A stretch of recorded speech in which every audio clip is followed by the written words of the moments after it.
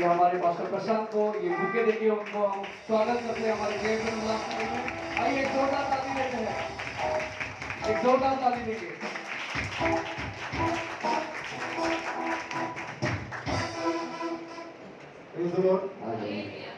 अगर किसी को स्टेज नहीं दिखता है तो कंफर्टेबली आप बैठ सकते हैं, इधर जगह। हालेलुया, यीशु मसीह की, यीशु की लहू की। आइए हम जोरदार तालियों के लिए सब लोग जोरदार तालियों देंगे। Praise the Lord.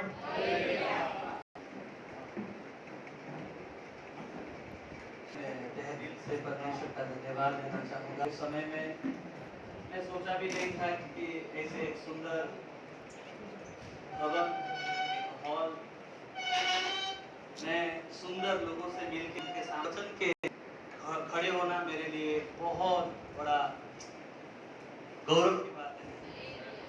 परमेश्वर का धन्यवाद देता हूँ कि ये अवसर मेरे जीवन में देने के लिए, जिसका लायक मैं नहीं हूँ, लेकिन प्रभु ने उसके कृपा, उसके दया से दिया है और मैं इससे विश्वासयोग्यता से ये समय को मैं जरूर निभाऊंगा।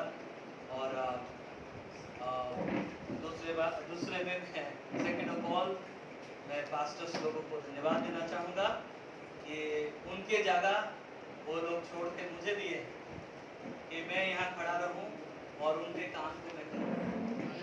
वो लोग मेरे को बिल्कुल भी नहीं जानते हैं, पहचान भी नहीं है, मेरा बैकग्राउंड क्या है कुछ मालूम नहीं है, लेकिन बड़े भरोसे के साथ वो लोग मुझे ये जगह दिया है और मैं विश्वासयोग्यता से इस जगह को अच्छी रीति से मैं विश्वास करता हूँ, भरोसा करता हूँ कि प्रभु आज सुबह आपके सामने व्यवहार करेंगे।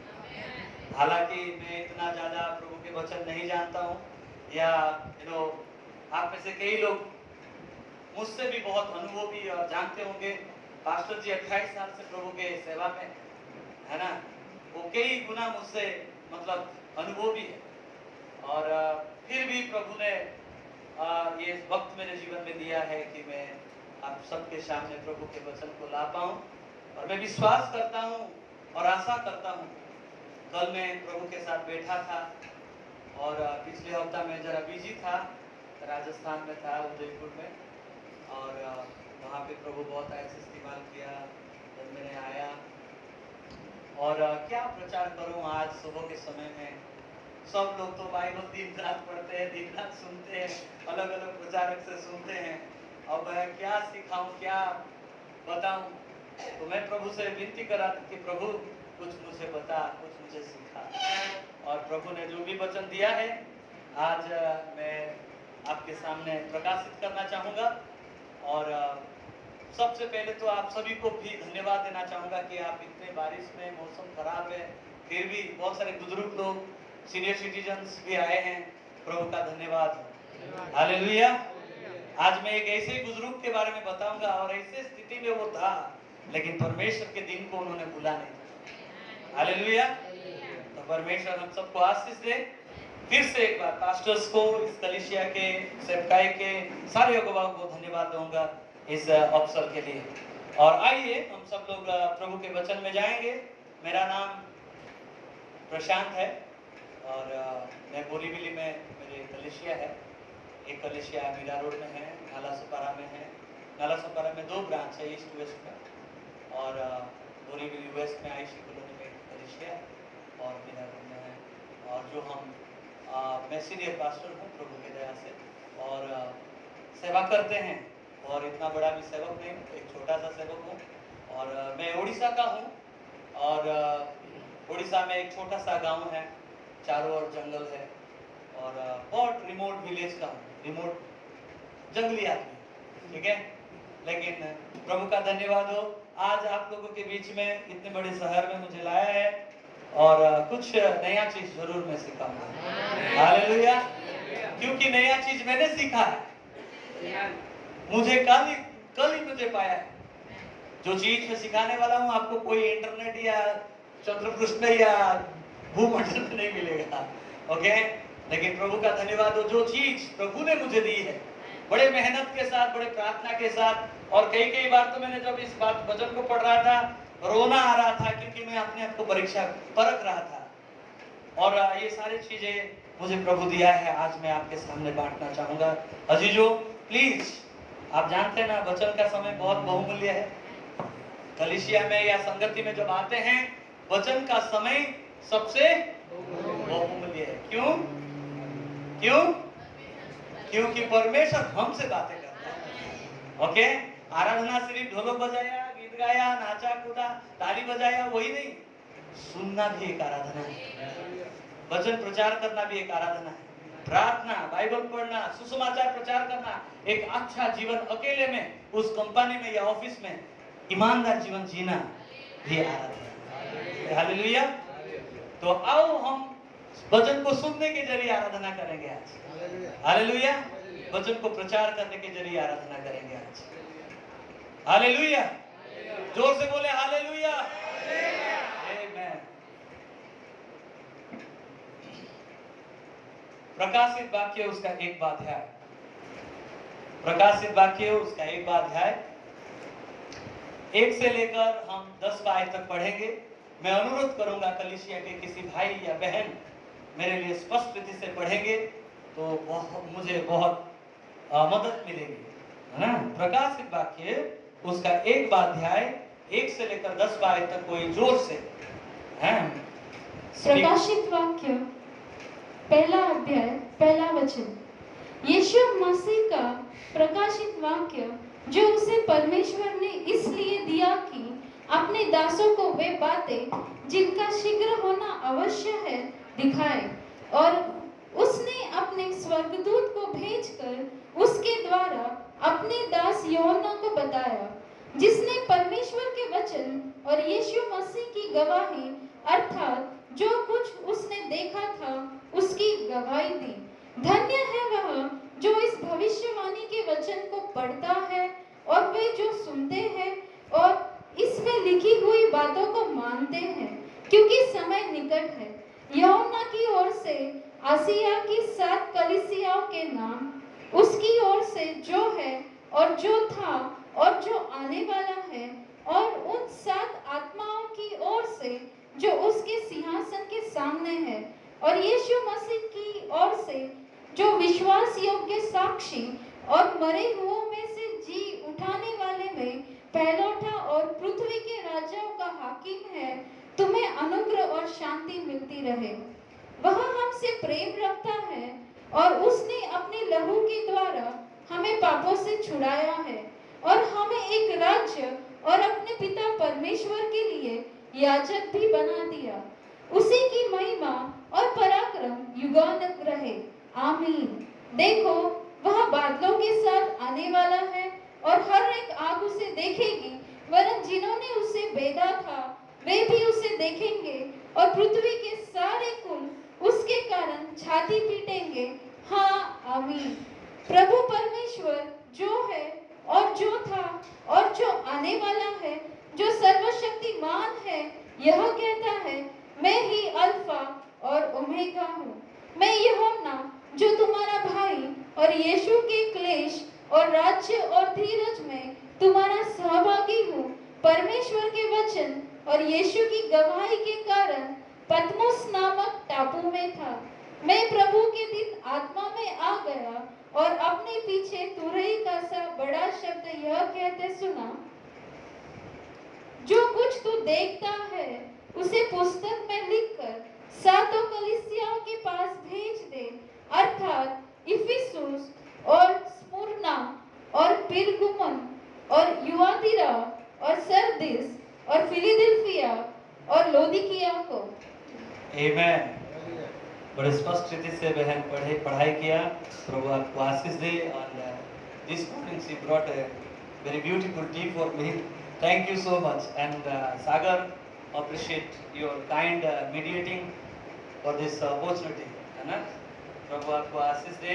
कि भाई सागर को मैंने एक यूथ मीटिंग में मिला था, और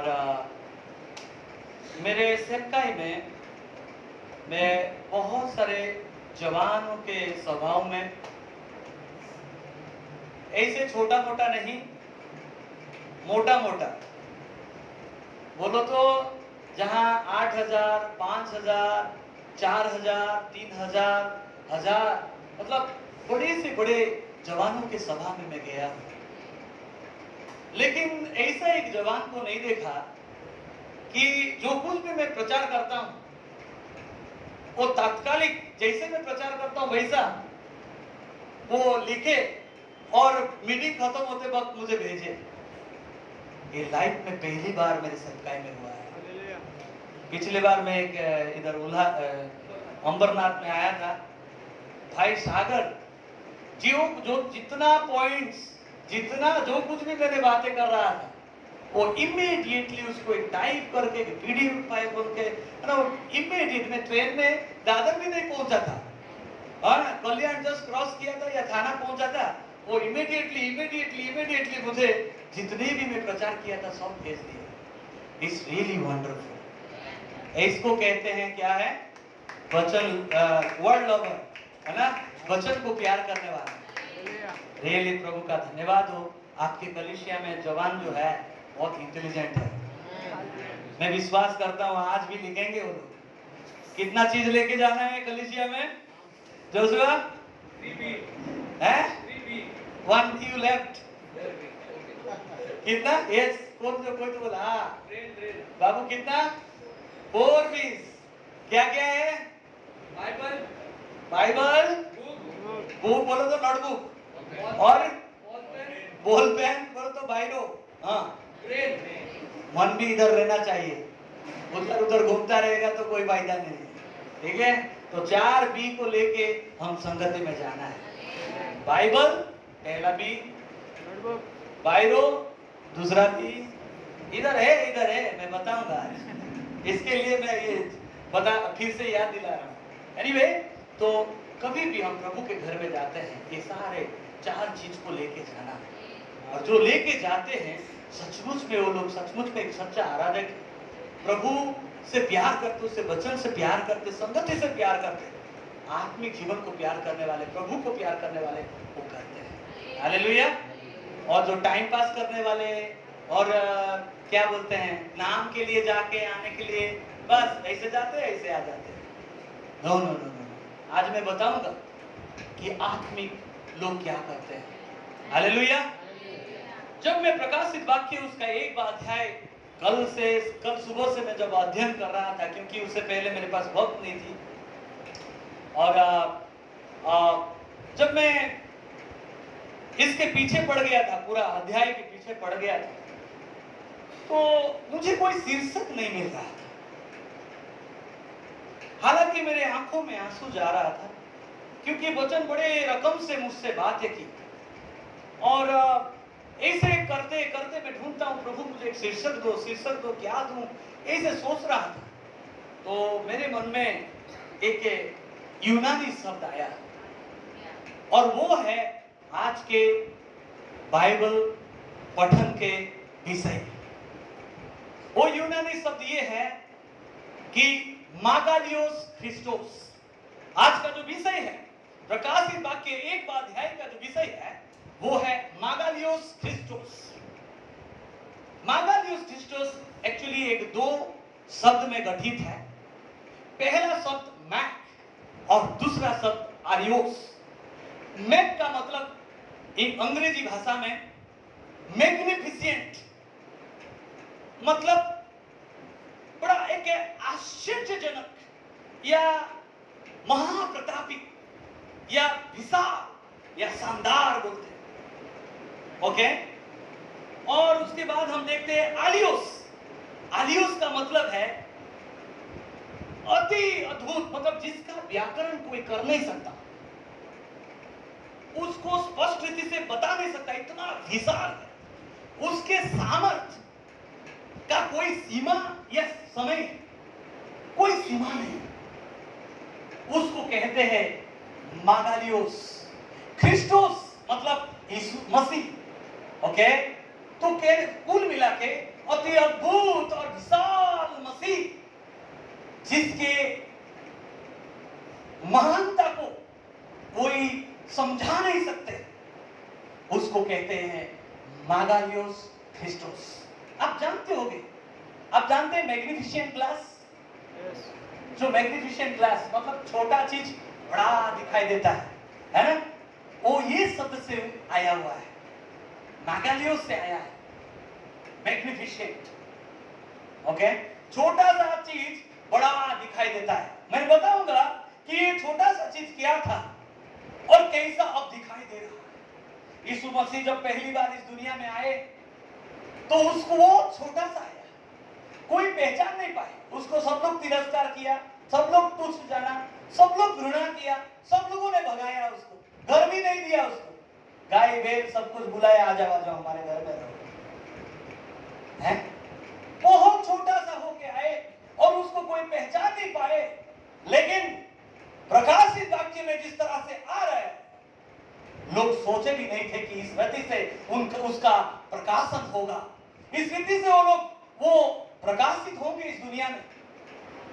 बड़े अद्भुत रीति से यीशु मसीह इधर आ रहे हैं। इसीलिए मैंने कहा, इसीलिए शब्द दिया, बहुत सारे शब्द को मैंने ढूंढा, बहुत कम से कम 1-2 घंटा लगा होगा सिर्फ शीर्षक को लेने के लिए। लेकिन आखिर में प्रभु ये शब्द दिया कि तू एक अतुलनीय, जिसका तुलना कोई किसी के साथ नहीं कर सकते हैं, ऐसे एक व्यक्तित्व के बारे में पढ़ाई कर रहा है। वो है प्रभु यीशु मसीह। ओके, वो यीशु मसीह का जो प्रकाशित वाक्य है वो आज हम देखेंगे। देखिए, प्रकाशित वाक्य का जो शीर्षक है वो है प्रभु यीशु मसीह का प्रकाशित वाक्य। 1 में लिखा है, यही शीर्षक है पूरे प्रकाशित वाक्य का। पूरे प्रकाशित वाक्य का एक शीर्षक है, वो क्या है? प्रभु यीशु मसीह का प्रकाशित वाक्य, जो 1 अध्याय में हम पाते हैं। प्रकाशित वाक्य को अगर बड़े रकम से अगर भाग करेंगे तो 3 भाग में भाग किया गया है, और वो भाग भी, वो रूपरेखा भी आपको 1 का 19वां आयत में मिलेगा। 19वां आयत जरा पढ़िएगा, जरा जल्दी। इसीलिए जो बातें तूने देखी है और जो बातें हो रही है और जो बातें इसके बाद होने वाली है, उन सब को लिख ले। देखिए, लिख ले बोल रहे है ना? कितने लोगों के पास पेन है? ओके, बहुत कम लोगों के पास पेन है। लेकिन ये तो है ना, या घूम रहा है किचन में या किधर इधर उधर, प्लीज इसको तो रखो कम से कम। एनीवे, तो हम देखते हैं जो कुछ तूने देखा है, जो कुछ जो हो रहा है और जो कुछ होने वाला है। ओके, जो कुछ तूने देखा है हमने 1 अध्याय में देखा, वो पहला भाग है। और दूसरा और तीसरा अध्याय जो है, जो कुछ हो रहा है। ओके, 2000 साल से जो कुछ हो रहा है, 2000 साल का इतिहास अब तक के लिए जो कुछ हो रहा है वो लिखना, और बाद में 4 अध्याय से लेकर 22 अध्याय तक जो कुछ होने वाला है वो चीज लिखना। वो हम रूपरेखा को देखते हैं। मैं एक चीज कहना चाहता हूं, आप उत्पत्ति से लेकर यहूदा के पत्र तक ऐसे यीशु को कभी देखा नहीं होगा जिसका वर्णन प्रकाशित वाक्य 1 अध्याय में किया जाता है। इस रीति से प्रभु यीशु मसीह के बारे में कोई भी लेखक या पवित्र आत्मा किसी को भी प्रेरणा नहीं किया उल्लेख करने के लिए, जो 1 अध्याय में हम देखते हैं। इसीलिए मुझे ऐसे एक मजबूत एक शीर्षक इस अध्याय को देना पड़ा है। तो आओ हम देखते हैं, यहां पे देखते हैं यीशु मसीह। ओके, 1 अध्याय में देखते हैं, 1 अध्याय का 1 आयत में हम देखते हैं कि उसका शीर्षक देखा कि प्रकाशित वाक्य का, यीशु मसीह का प्रकाशित वाक्य। उसके बाद हम देखते हैं 1 अध्याय में यीशु और मसीह कितना सिस्टमेटिक में वो कहता है, यीशु और मसीह। आप अगर पौलुस के पत्रियां पढ़ोगे तो वो बोलता है मसीह यीशु, यहां पे वो कहता है यीशु मसीह। बोलो तो यीशु जो नम्र था, शून्य होके आया, और अब क्या है वो एक्सॉल्टेड वन। बोलो तो बहुत बड़ी रकम से अपने आप को प्रकट कर रहा है। ओके, एक राजा होके अपने आप को प्रकट कर रहा है। दास होके आया, अब राजा होके आ रहा है। दास होके हमको बचाने के लिए आया, राजा होके न्याय करने के लिए आ रहा है। और मसीह यीशु जब भी पौलुस कहता है उसके पत्रियां में, वो विश्वासियों को कहता है, बोलो तो प्रभु यीशु मसीह में आपको बड़ा बनाया गया है ताकि अपने आप को आप क्या करो, नम्र करो। मसीह यीशु, मसीह का मतलब क्या है? एनॉइंटेड वन, अभिषेक। ओके, अभिषेक किसका अभिषेक किया जाता था? चाहे याजक हो या राजाओं का राजा। ओके, सो अभिषेक हुआ आपको, आप और मैं प्रभु यीशु मसीह में मतलब छोटे थे लेकिन बड़ा बनाए गए। और बड़ा बनाए गए ऐसा नहीं कि घमंड से जिए, बल्कि हम नम्र। हालेलुया। तो वो चीज हम इसमें देखते हैं। तो आओ मैं कुछ चीजें आप लोगों को एक एक करके, क्योंकि वक्त भी नहीं है तो, और एक हॉल में हो रही है, वेरी एक्सपेंसिव, लेकिन खूब कम समय में प्रभु के वचन में जाने के लिए कोशिश करेंगे। इस पुस्तक में 7 नंबर जो है, संख्या जो है, बहुत है। ओके, तो आज मैं 7 मुद्दा संक्षिप्त में आप लोगों को इस अध्याय से बताने के लिए कोशिश करूंगा। पहला जो मुद्दा है, लिखिएगा, जो भाई बहन लिख रहे हैं लिखिएगा। ये जो अति अद्भुत बड़े विशाल मसीह के बारे में हम पहला मुद्दा को देखेंगे। Okay, the proclamation of the magnificent Christ, the proclamation of the magnificent Christ. बोलो तो अति अद्भुत मसीह का घोषणा, अति अद्भुत मसीह का घोषणा। तो आओ 1 और 2 आयत पढ़ेंगे, जो 1 और 2 आयत में हम देखते हैं। देखिए अपने अपने बाइबल। यीशु मसीह का प्रकाशित वाक्य जो उसे परमेश्वर ने इसलिए दिया कि अपने दासों को वे बातें जिनका शीघ्र होना आवश्यक है दिखाए, और उसने अपने स्वर्गदूत को भेजकर उसके द्वारा अपने दास यूहन्ना को बताया, जिसने परमेश्वर के वचन और यीशु मसीह की गवाही अर्थात जो कुछ उसने देखा था उसकी गवाही दी। Hallelujah, hallelujah. यहाँ पे हम देखते हैं यूहन्ना जब लिखता है, ऐसा नहीं लिखता है मैं यूहन्ना प्रभु यीशु मसीह का प्रेरित। वो सबसे पहला, जैसे दूसरे लोग लिखते हैं वैसे वो अपना परिचय नहीं दिया पहले। ओके, जब वो इस मैग्निफिसेंट अति अद्भुत मसीह को देखा, इतनी बड़े खतरनाक अति अद्भुत रीति से जो प्रकट हो रहा है, उस यीशु को जब उन्होंने देखा तो वो अपने नाम को लिखने के लिए चाहा नहीं। ओके, वो किसका नाम लिखता है? वो अपने नाम को घोषणा नहीं कर रहा है, वो सबसे पहले किसके? यीशु मसीह के प्रकाशित वाक्य, वो पहले वो यीशु मसीह के बारे में वो घोषणा करता है। वो चिल्ला के यीशु मसीह के बारे में बताता है कि मैं जो कुछ भी लिखने जा रहा हूं ये सिर्फ यीशु ही प्राथमिकता है, यीशु ही ऊंचा है, यीशु ही सब कुछ है। उसके प्रकाशित वाक्य में लिखने जा रहा, मेरा नाम पहले नहीं, मेरा सेवकाई पहले नहीं, मेरे परिवार पहले नहीं, पहला वो है। वो इस रीति से हमको इस वचन में सिखाना चाहता है। और हम देखते हैं प्रकाशित वाक्य, प्रकाशित वाक्य को यूनानी भाषा में अपोकालिप्टिक कहते हैं और इब्री भाषा में गाला कहते हैं।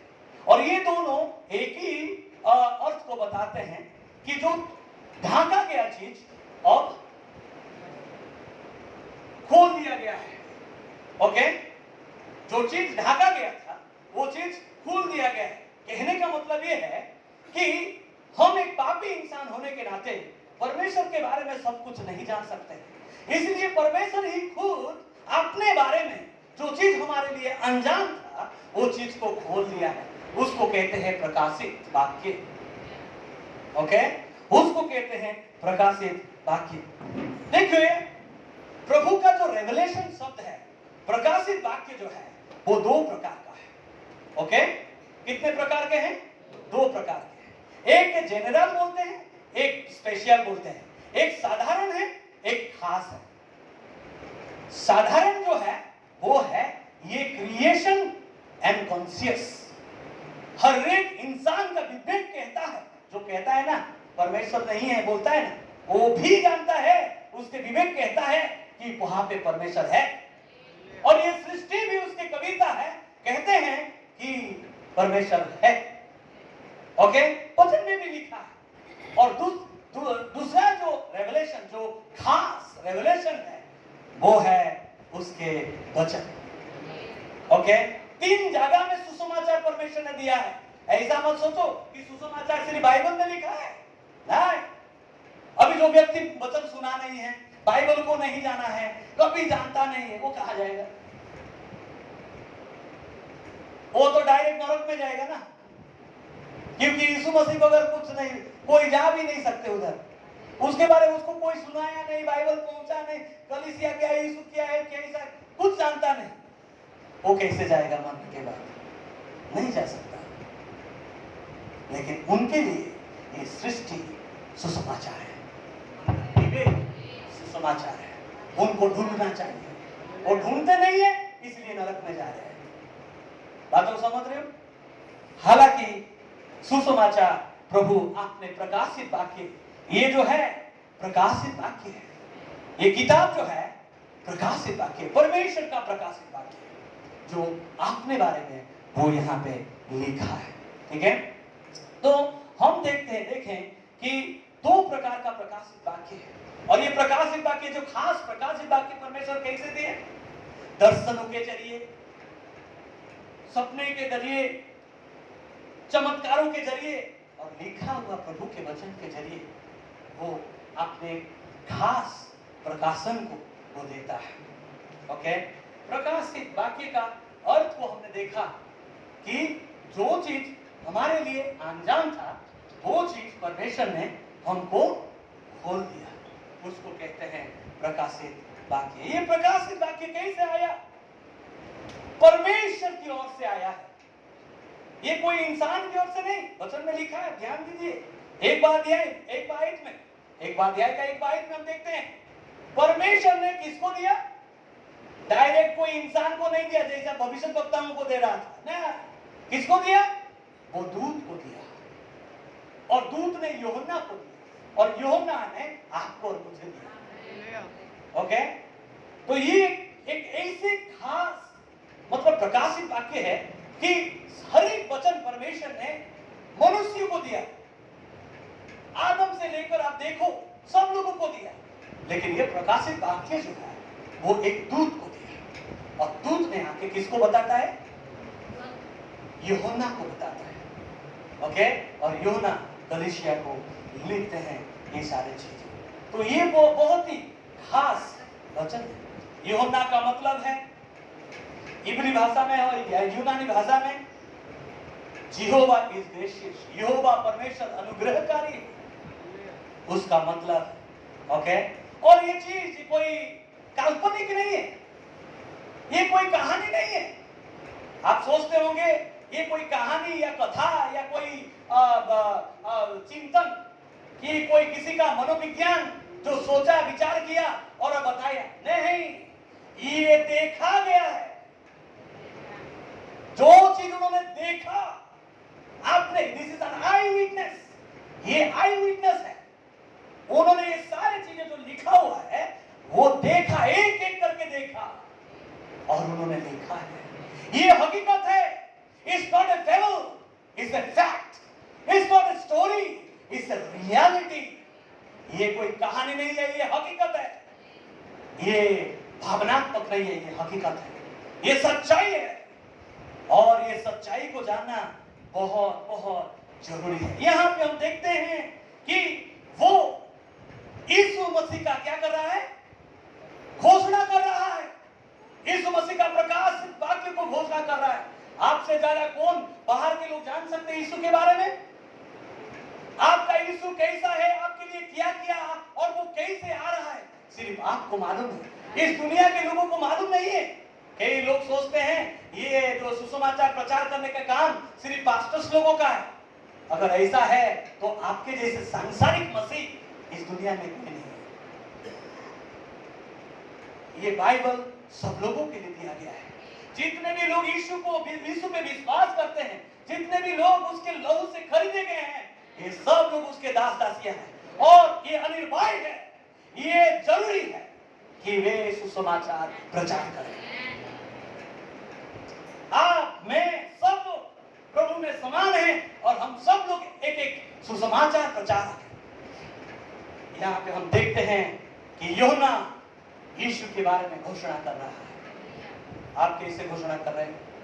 पिछले हफ्ता कितने लोगों को पत्रिका दिया, कितने लोगों को सुसमाचार दिया, कितने लोगों के घर में जाके प्रभु के वचन को दिया, उसके गवाही जो परमेश्वर ने आपके जीवन में किया था उन्होंने दिया। कितने नए लोगों को आज कलीसिया में लेके आए हैं, या आते हैं जाते हैं, ये तो पास्टर का काम है, पास्टर ही करेंगे।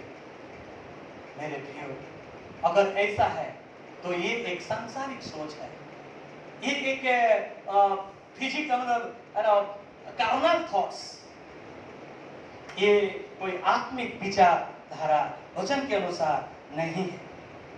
प्रभु बड़े अनुग्रह से वो इतने धैर्य में रहे, 2000 साल से हम देख रहे हैं वो आ रहा है बोलते हैं, लेकिन आपको मालूम है क्यों नहीं आ रहा है? वो आ जाएगा ना।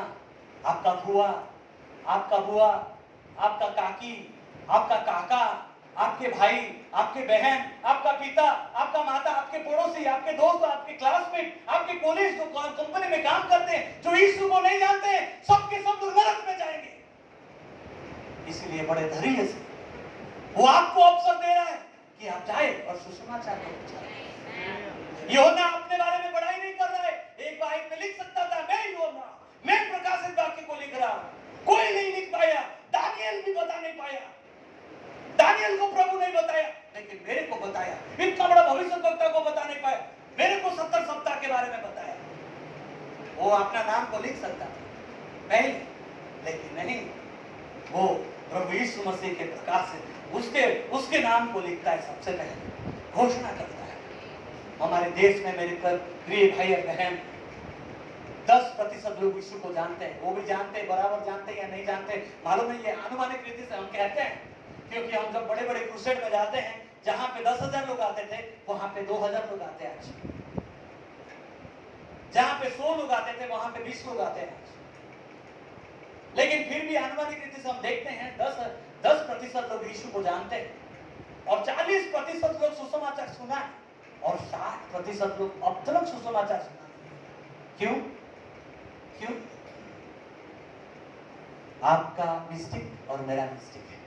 आप अगर अति अद्भुत ये मेगालियोस क्रिस्टोस के बारे में अगर जानोगे आज, मेरे प्रियो, आपने आपको रोक नहीं सकोगे सुसमाचार देने के लिए। सुसमाचार देना कोई क्रिमिनल ऑफेंस नहीं है, सुनाना आना चाहिए। ये खुशखबरी है, जब लोगों को मिलता है, खुशियां आती है, शांति आता है। बड़े से बड़े लोग तलाश करते हैं इसको सुनने के लिए, और हम घर में बैठे बैठे दिन रात खाली गपशप मार के, सीरियल देख के, टीवी देख के, पिक्चर देख के हमारा टाइम वे बर्बाद कर देते हैं, लेकिन यीशु मसीह का सुसमाचार को घोषणा नहीं करते। इसीलिए 60 इतने साल पहले सुसमाचार आया हमारे देश में, लेकिन 60% लोग आज भी एक भी बार वो लोग सुना नहीं है।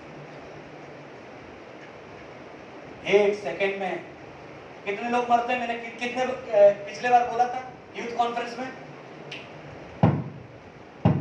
ये सेकंड काटा का आवाज है। एक सेकंड में कितने लोग मरते हैं? करीबन 3 लोग मरते हैं। अभी 3 से ज्यादा हो गया, ये वायरस हो रही है ना, वो ज्यादा लोग मरते हैं। सोच लो 4 लोग मरते हैं। अगर 4 लोग एक सेकंड में मरेंगे, यीशु मसीह मगर 24 घंटे में कितने सारे लोग मरते हैं और कितने लोग नरक में जाते हैं? कितने लोग नरक में जाएंगे? नरक कितना बढ़ रहा है दिन रात। कलीसिया कम हो रहा है, घट रहा है, नरक बढ़ रहा है। क्यों? क्योंकि मसीही लोगों के पास आंखों में आंसू नहीं है खोए हुए आत्माओं के लिए।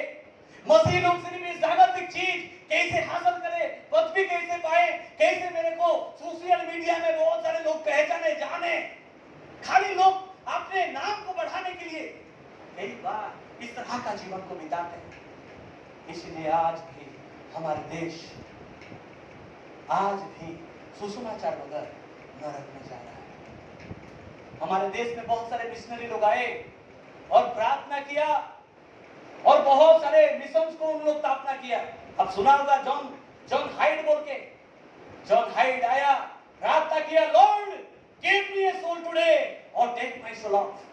मुझे एक आत्मा दे, मैं गुरदासपुर जा रहा हूं, मैं अंबाला जा रहा हूं, मैं अमृतसर जा रहा हूं सुसमाचार देने के लिए। आज एक आत्मा मुझे चाहिए, नहीं तो मेरे आत्मा को ले लो। जॉन नॉक्स जब स्कॉटलैंड में गया, उन्हें प्रार्थना करता, लॉर्ड गिव मी स्कॉटलैंड और आई डाई। मुझे स्कॉटलैंड दे, नहीं तो मैं मर जाऊंगा। भारत में कोई मसीह ऐसे है जो ऐसे प्रार्थना करे, प्रभु भारत दे, नहीं तो मैं मर जाऊंगा। ऐसा कोई प्रार्थना करने वाला है? इसीलिए भारत के बहुत सारे लोग नरक में जाते हैं और प्रभु आपको और मुझे हिसाब रखेगा। एनीवे, दूसरा चीज, 3 बाइट पढ़िए, 3 बाइट जल्दी प्लीज। धन्य है वे जो इस भविष्यवाणी के वचन को पढ़ता है और वे जो सुनते हैं और इनमें लिखी हुई बातों को मानते हैं, हाँ। क्योंकि समय निकट है। The purpose of the magnificent Christ। ये प्रकाशित वाक्य देने के पीछे क्या उद्देश्य है? क्यों प्रकाशित वाक्य प्रभु दिया?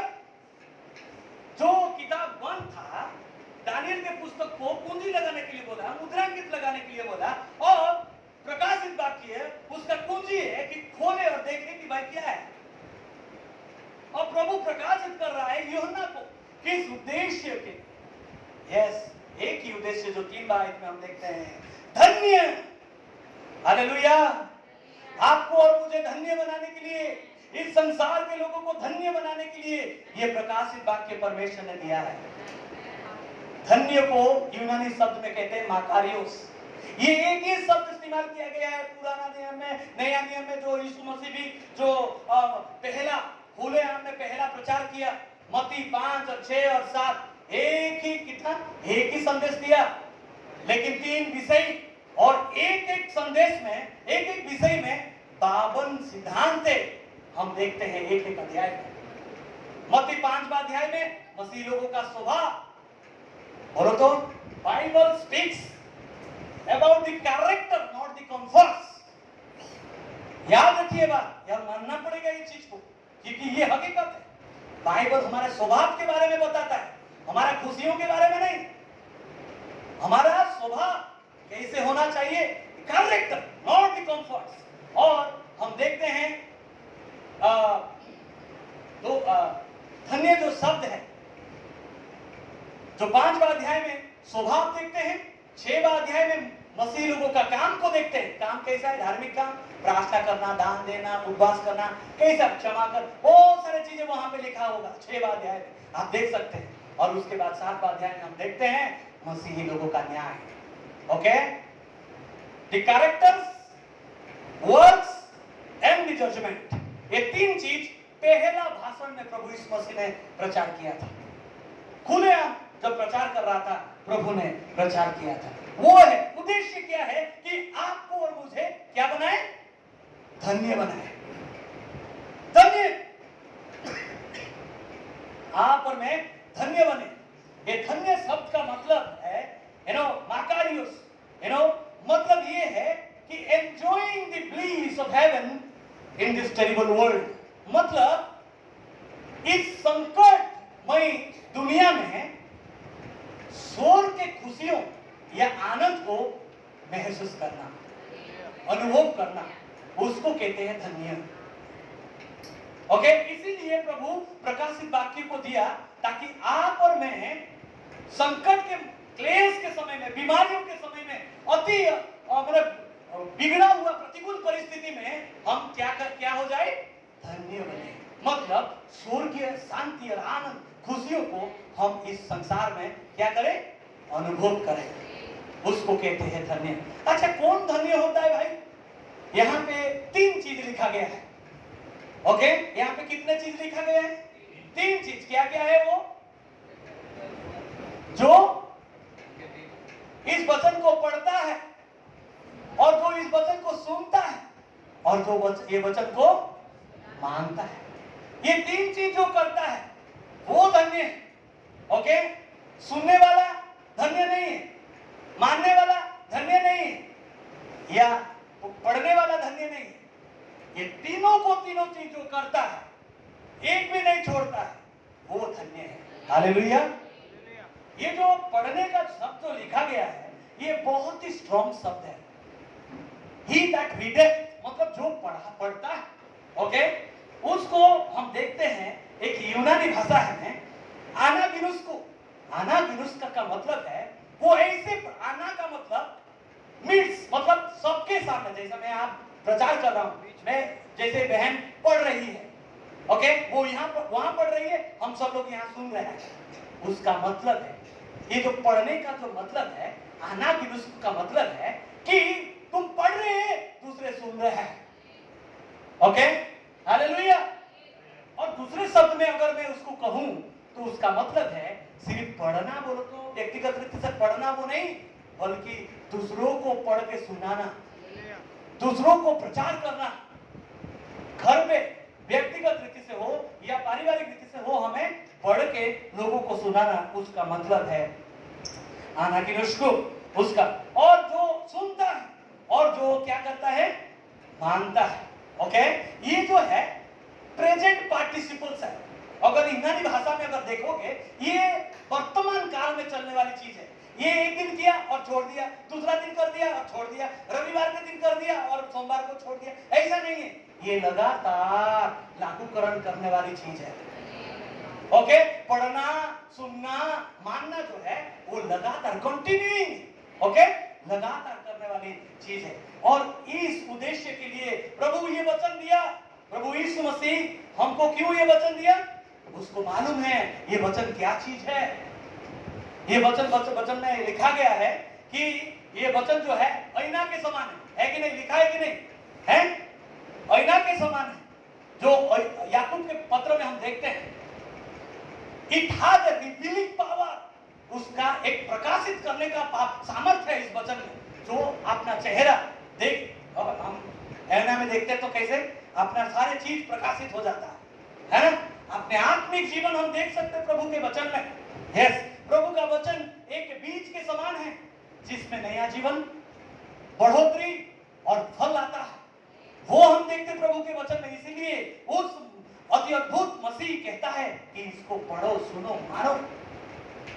प्रभु का वचन में देखा है, प्रभु का वचन एक दीप के समान है जो हमको उजियारा देता है। मतलब it has the illuminating power, seed has the regenerating power, मतलब नया जीवन देने का सामर्थ बीज में है।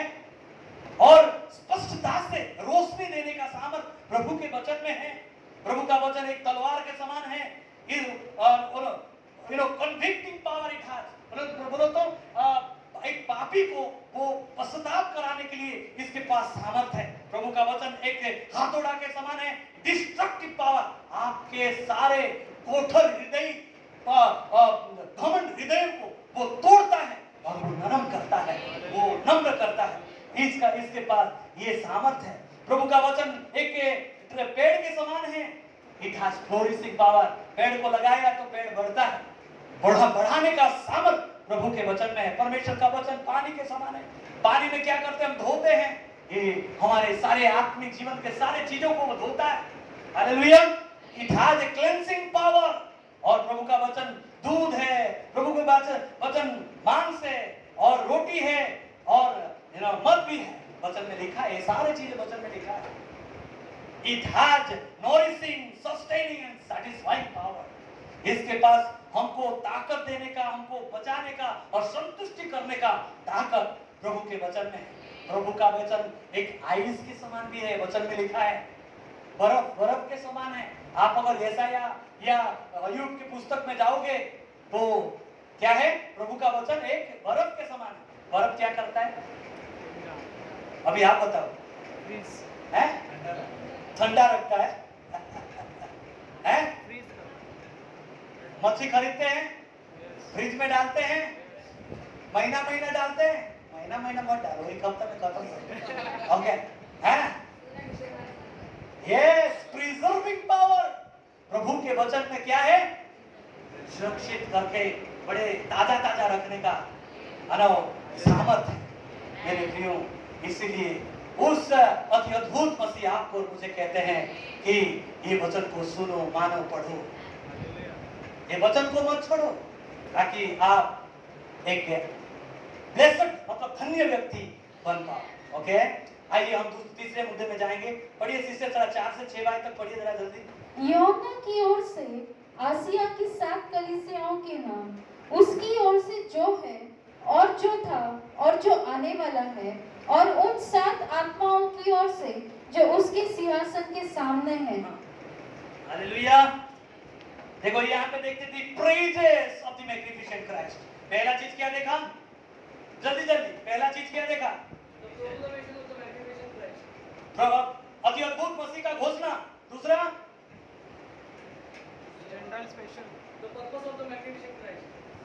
अति अद्भुत मसीह का घोषणा। तीसरा,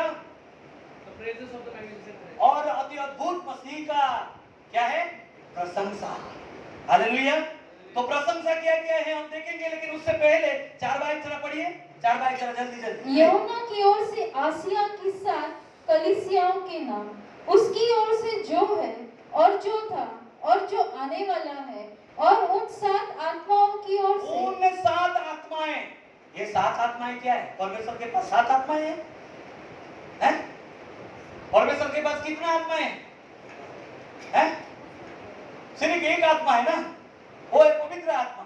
ये जो 7 आत्माएं हैं वो 7 भिन्न प्रकार के पवित्र आत्मा का गुण है, या 7 भिन्न प्रकार के पवित्र आत्मा का सबका है। आप जरा ऐसाया उसका 11:2 पढ़िए, ऐसाया नबी के पुस्तक 11:2। सब लोग उठो, खोलो। आप जब बाइबल खोलते हैं स्वर्ग में स्वर्गदूत खुशियां मनाते हैं, याद है कि नहीं? नहीं तो मैं वचन खोल के बताऊं कहां पे लिखा है बात। ओके, ऐसाया उसका 11:2 जरा जल्दी। यशायाह की किताब 11वां अध्याय 2 वचन। हाँ। यहोवा का आत्मा, यहोवा का आत्मा, बुद्धि और समझ का बुद्धि आत्मा, का आत्मा, सामर्थ का आत्मा, 3 युक्ति और पराक्रम का आत्मा, युक्ति का आत्मा और पराक्रम का आत्मा, और ज्ञान और यहोवा के भय का आत्मा उस पर ठहरा रहेगा। ज्ञान का आत्मा और क्या है, भय के आत्मा। इसको कहते हैं प्रभु पवित्र आत्मा का सेवकाई। क्या ये सारे सेवकाई हमारे दिन प्रतिदिन के जीवन में, हमारे जीवन में है क्या? पवित्र आत्मा हमारे पास कोई भय की आत्मा है? जो भय मतलब यहाँ पे प्रभु को आदर करना, डरना, झूठ बोलने से पहले, कोई गलत काम करने से पहले, गलत विचार, गलत जगह में जाने से पहले हमारे पास कोई डर है, वो पवित्र आत्मा का सेवकाई हमारे जीवन में है।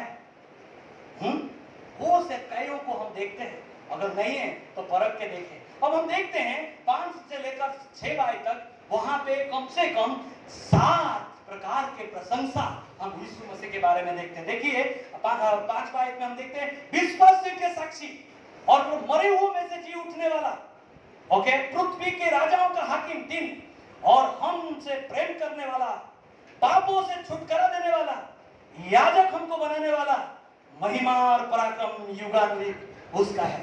ये 7 प्रकार का क्या है, प्रशंसा हम प्रभु यीशु मसीह के बारे में हम देखते हैं। मेरे पास वक्त नहीं एक एक करके आप लोगों को बताने के लिए, लेकिन ये 7 प्रकार का चीज हम देखते हैं। और हम देखेंगे the prophecy of the magnificent Christ, अति अद्भुत मसीह का भविष्यवाणी। 7 और 8 पढ़िए जरा जल्दी जल्दी। देखो वह बादलों के साथ आने वाला है, हाँ। और हर एक आंख उसे देखेगी, वरन जिन्होंने उसे भेदा था वे भी उसे देखेंगे, हाँ। और पृथ्वी के सारे कुल उसके कारण छाती पीटेंगे। हाँ, आमीन। आमीन। सब लोग बोलो आमीन, आमीन। यहाँ पे हम देखते हैं प्रोफेसी। पहला हमने देखा क्या है, पहला देखा the proclamation of the magnificent Christ, और दूसरा हमने देखा द पर्पस, तीसरा हम द प्रेजेस, और चौथा हम देख रहे हैं द प्रोफेसी। ओके, चौथा हम देखते हैं कि अति अद्भुत मसीह का भविष्यवाणी। क्या है भविष्यवाणी? वो भविष्यवाणी ये है कि क्या है, वो आने वाला है। Hallelujah, hallelujah. कई लोग ठंडा है, 2000 से बोल रहा है यीशु मसीह, क्यों हालेलुया बोलने जाए, आया ही नहीं अभी तक, है ना? मेरे प्रियो, यीशु मसीह आ रहा है। क्यों देर कर रहा है, मैं देर का कारण भी बताया। अच्छा हुआ देर हुआ, नहीं तो आप और मैं सब लोग जाते हैं अंदर। हैं? क्या बोलते हो? आज को अगर 20 साल पहले आया होता तो मैं नरक में जाता कि नहीं भाई? क्योंकि मैं यीशु को नहीं जानता था। हैं? तो दिस इज हाउ, प्रभु का धन्यवाद हो, प्रभु योजना। एनीवे, प्रभु यीशु मसीह का दूसरा आगमन को दो भाग में भाग किया गया है। एक है रैप्चर, दूसरा है रेवलेशन, जो हम देख रहे हैं। एक है रैप्चर का मतलब कलीसिया को उठाया ले जाना, जो चोर के तरह आएगा। ओके, दो लोग काम करते होंगे, दो लोग मियां बीवी सोए होंगे, बच्चे लोग सोए होंगे, इसको एक को उठाया लिया जाएगा, इसको छोड़ दिया जाएगा। एक ड्राइविंग करता रहेगा, मियां बीवी कहीं लोनावाला जाते होंगे घूमने के लिए, एक उड़ के चला जाएगा, एक गाड़ी में ही रह जाएगा। अरे भाई किधर गया देखते समय बेचारा ऊपर, है ना? तो मतलब इसको कहते हैं चोर की तरह वो आएगा। ओके, वो सिर्फ कलीसिया के लिए आएगा, सच्चे कलीसिया के लिए आएगा, वचन आधारित कलीसिया के लिए आएगा और उसको लेके जाएगा।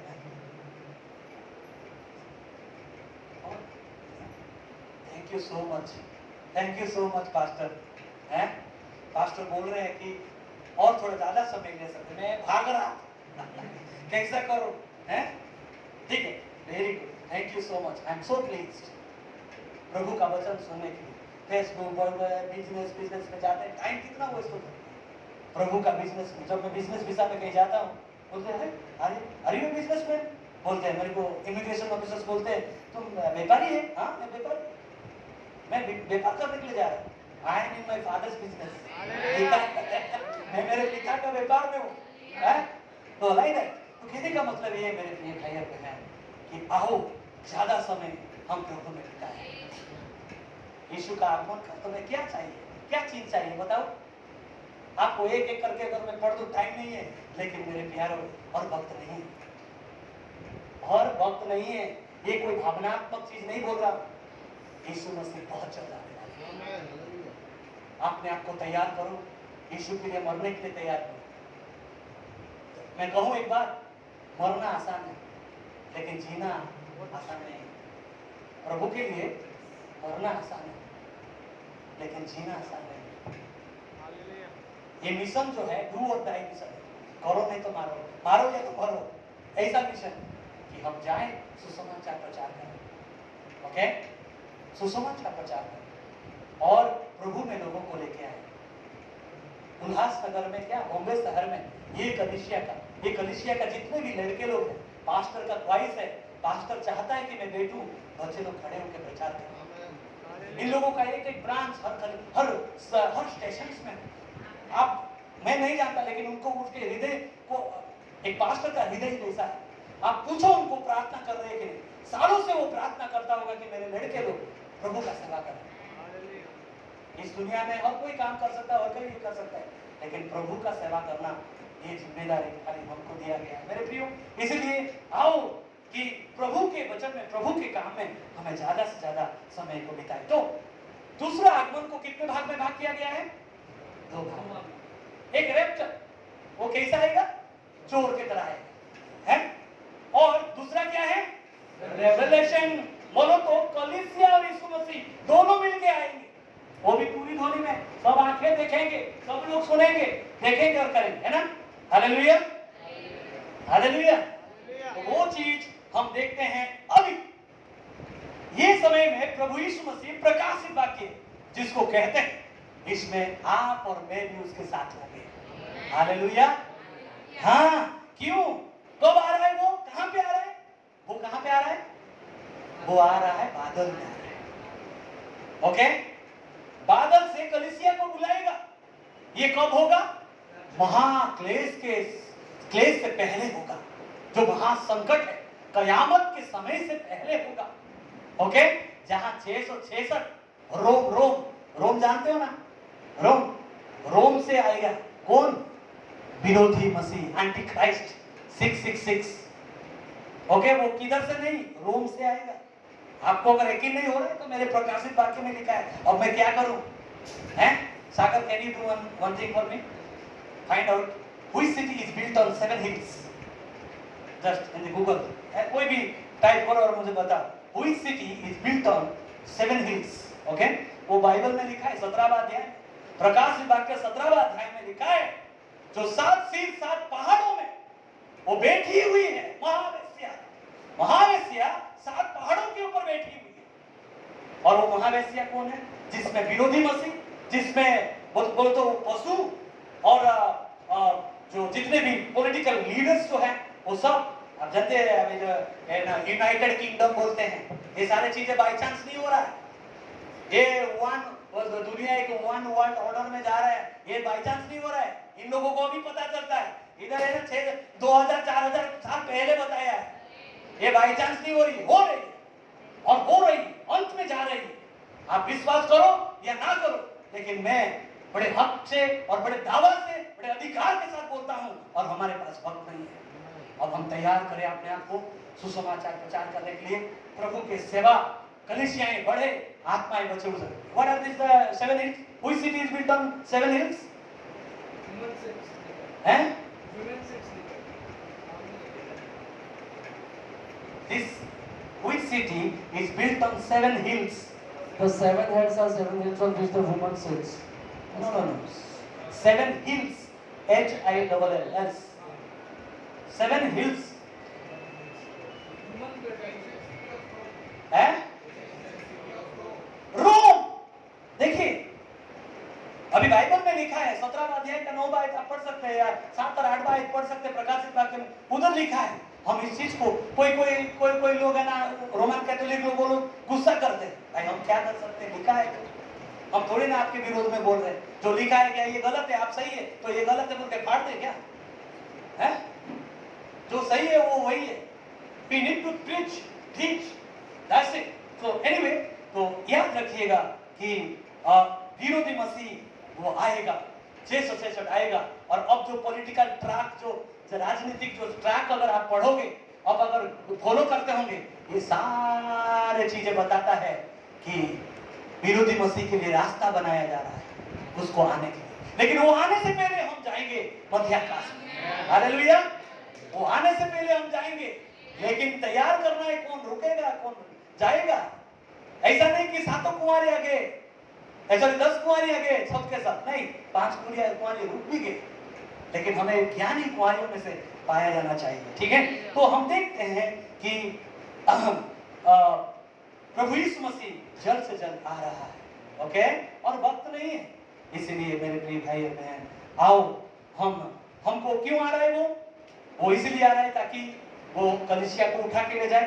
इसीलिए आ रहा है ताकि मुर्दे जो मसीह में जी उठे हैं, मसीह में मरे हैं, वे पहले जी उठे, और जो जिंदा है वो लोग बदल जाए और उसको जाके मिले। और क्यों आ रहा है भाई? क्या देने के लिए आ रहा है? आपको और मुझे क्राउन्स, नॉट कंडेमनेशन। हमको दंड नहीं बल्कि हमको पुरस्कार देने के लिए प्रभु आ रहा है।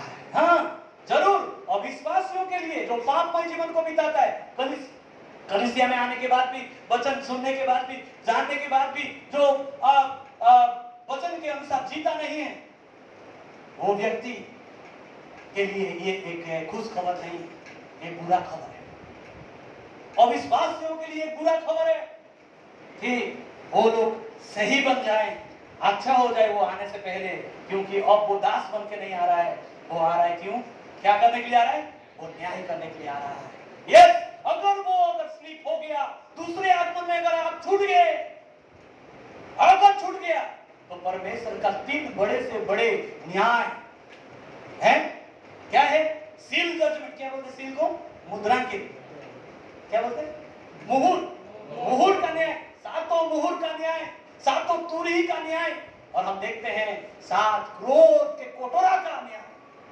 भाई, क्रोध का कोटोरा के बारे में जानने के लिए कोशिश करो, खामखियाल जिंदगी मत जियो प्लीज। एक बहुत ही गहरा मसीह बनो।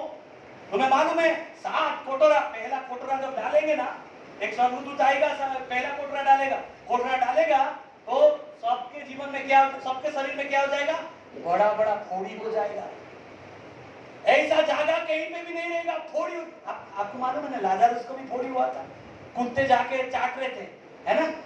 अभी आपको अगर फोड़ी इधर हो जाएगा तो आप कैसे खुशवाओगे? लाजरस के पास तो कुत्ते वगैरह भी थे, बड़ा आराम मिल रहा था, थोड़ा सा रियाई मिल रही थी, लेकिन उस समय में कुत्ते भी नहीं मिलेंगे आपको चाटने के लिए। बड़े खतरनाक बोल्स होगा। और हम देखते दूसरा कोटरा आएगा और डाल दिया जाएगा समुद्र में, समुद्र पूरा खून में भर जाएगा, खून में परिणत हो जाएगा, सारे जितने भी प्राणी रहेंगे सब मर जाएंगे। और एक तीसरा कोट आएगा और डालेगा सूर्य में, सूर्य इतना गर्मी करेगी, यहाँ पे जीना बहुत तकलीफ हो जाएगी। और एक क्रोध के कोटरा डाल दिया जाएगा। आप जानते हैं वो क्रोध का वो कोटरा है ना, आपका वो पानी प्रिजर्व करके रखते हैं ना टैंकी में, है ना, और बोतल में, ये सारे पानी जो स्रोत है, फाउंटेन जहां से पानी आता है, उसमें क्या निकलेगा? वो निकलेगा। ऐसे ऐसे स्थिति उसका आखिरी जो 7 क्रोध का कोटरा है वो सोच से बरसाएगा इस दुनिया में। क्रोध परमेश्वर, मैं बताऊंगा एक बात, ये को मैं ऐसे मागालियोस क्रिस्टोस बोल के विषय नहीं दिया है, अति अद्भुत मसीह बोल के ऐसे विषय नहीं दिया है, ये विषय कुछ गहरा है। इसलिए मेरे प्रियो आज तैयार करो, कल नहीं। कोई कोई बोलता है दिसंबर 31 तारीख को बदल जाएगा, खाना पीना छोड़ देगा, गर्लफ्रेंड को घुमाना छोड़ देगा, बॉयफ्रेंड को घुमाना छोड़ देगा, गंदा काम नहीं करेगा, मम्मी डैडी को मारेगा नहीं, है ना, ऐसा ऐसा सोचते हैं। कल क्या होगा उसको मालूम नहीं, वो 31 तारीख के बारे में सोचते हैं। उससे बड़ा मूर्ख कौन है? तो इसलिए एक चीज कहना चाहता हूँ, ऐसे मेंटालिटी लोगों को ऐसे जो सोचते हैं, भाई आज अगर नहीं बदला ना कल कभी नहीं आएगा, वो कल है ना कभी नहीं आता, कल भी वैसा ही जीता है। Today is the day of salvation. आज उद्धार का दिन है, आज बदलने का दिन है, आज प्रभु को अपना जीवन देने का दिन है, कल नहीं। कल आने के बाद क्या करोगे? आप तो सीधा और 666 के हाथ में गए, आपके अगर माथे पे या हाथ में अगर चिप नहीं रहेगा तो आपको राशन पानी नहीं मिलेगी, आपके बच्चे गवर्नमेंट स्कूल में पढ़ाई नहीं कर पाएंगे, आप बड़ा बड़ा मॉल में आप जाके बैठते हैं, बड़ा बड़ा मॉल में आप खरीद नहीं पाएंगे, साधारण टी शर्ट खरीद नहीं पाएंगे, खरीदना बेचना हराम हो जाएगा। जब तक ये लगाया नहीं तब तक कुछ भी नहीं मिलेगा। तुम्हारे बच्चों को स्कूल कॉलेज में कहीं पे या गवर्नमेंट का सब्सिडी या कुछ भी चीज नहीं मिलेगी, ऐसा चीज आने वाला है। इसलिए प्लीज बी केयरफुल, क्योंकि यीशु मसीह आने वाला है। अगर आप तैयार हैं तो आप प्रभु के साथ जा सकते हैं। आप जानते हैं 17 बाइट पढ़िए सिस्टर, थोड़ा ऐसा 7 बाइट ध्यान से सुनो, ध्यान से सुनो प्लीज। देखो वह बादलों के साथ आने वाला है, हाँ। और हर एक आंख उसे देखेगी, हाँ। वरन जिन्होंने उसे बेधा था वे भी उसे देखेंगे, ओह। और पृथ्वी के सारे कुल उसके कारण छाती पीटेंगे। उसके कारण छाती पीटेंगे, रोएंगे, मारेंगे अपने आप को। जो लोग उसको काटा, हाथों में खिला डाला, बहुत सताया, थूका, पीटा, मारा, ठट्टा किया, वो लोग भी उसको देखेंगे, वचन में लिखा है। और वो लोग छाती पीट के रोएंगे, तो भी कहेंगे प्रभु पहली बार जब आया तो ऐसा क्यों नहीं आया, ऐसे सही दिशा में, ऐसे विशाल से क्यों नहीं आया, और तुझे पहचान नहीं पाया, तुझे जान नहीं पाया। जितना भी छाती पीटो, जितना भी आंसू पत्थर लेके सर पे भी मारो, टाइम नहीं है, टाइम नहीं रहेगा। अभी टाइम है अपने पापों के लिए, बुराई के लिए रोना है, रो, सर नीचे करो और पैर ऊपर करके इतना भी अपना सर फूटा मार के भी पाप का क्षमा पाने के लिए कोशिश करो, क्योंकि उसके आने के बाद छाती पीटेंगे, सब कुछ करेंगे, सब कुछ होगा, लेकिन टाइम इज एक्सपायर्ड। टाइम, समय का मृत्यु हो जाता, उद्धार पाने का, बचने का। इसलिए this is the time to do that. Okay, तो प्रभु इतने दुख तकलीफ सहा, अब साहिंसा जैसे आता है, वो कहता है हर बाइट में, मैं अल्फा और ओमेगा, मैं आरंभ और अंत। हालेलुया। ये चीज को शास्त्र में भी, शास्त्र भी गवाही देता है। यस, ये कोई हकीकत बात नहीं है, ये कोई कहानी नहीं है, ये शास्त्र भी गवाही देती है इस शास्त्र के बारे में। ये शास्त्र किसी शास्त्र के बारे में गवाही नहीं देता, ये शास्त्र के बारे में सब लोग गवाही देते हैं। अब वो सुना होगा, वो जो सुबह सुबह तो चलती है, क्या बोलते हो, गायत्री मंत्र है, हाँ, ओम सब, वो और अम, शुरुआत और अंत। इस दुनिया में आप कोई भी शास्त्र में मुझे दिखा दो, कोई भी अपनी छाती ठोक के बड़े अधिकार के साथ घोषणा करता है कि मैं अल्फा और ओमेगा, मैं आदि और अंत, मैं आरंभ और अंत। सिवाय प्रभु Yeshu Masih. It is very important. इसलिए मेरे प्रियो ध्यान दो कि ये आदि और अंत वो आ रहा है। वो आदि है, शुरुआत वो ही किया और खेल भी वो क्या करेगा, खत्म करेगा। वो ही करेगा खत्म, और खत्म करने के लिए आ रहा है। अभी हम देखेंगे 9 और 10 पाए, जरा जल्दी पढ़िए 9 और 10। मैं यूहन्ना जो तुम्हारा भाई और यीशु के क्लेश और राज्य और धीरज में तुम्हारा सहभागी हूँ, परमेश्वर के वचन और यीशु की गवाही के कारण पतमुस नामक टापू में था। मैं प्रभु के दिन आत्मा में आ गया और अपने पीछे तुरही का सा बड़ा शब्द यह कहते हुए सुना, जो कुछ तू देखता है उसे पुस्तक में लिखकर सातों कलीसियाओं के पास भेज दे, अर्थात इफिसुस और स्मुर्ना। बस बस बस बस 10 बार। हालेलुया, हालेलुया, बोलो जोर से हालेलुया। पीछे वाले सोते हैं, बोलो हालेलुया। नहीं, पीछे वाले नहीं सो रहे हैं, नहीं सो रहे। बोलो, रुक करके दिखा दिया। ओके, तो हम देखते हैं the partakers of the magnificent Christ है। अति अद्भुत मसीह के सहभागी कौन होंगे, उसके दूसरे आगमन के सहभागी कौन होंगे, मतलब उसके दूसरे आगमन जब होगी तो कौन कौन उसके साथ होंगे, सहभागी कौन होंगे, वो हम देखते हैं। यहाँ पे कहता है 9वां आयत में, मैं यूहन्ना, अभी यूहन्ना बोल रहा है, मैं यूहन्ना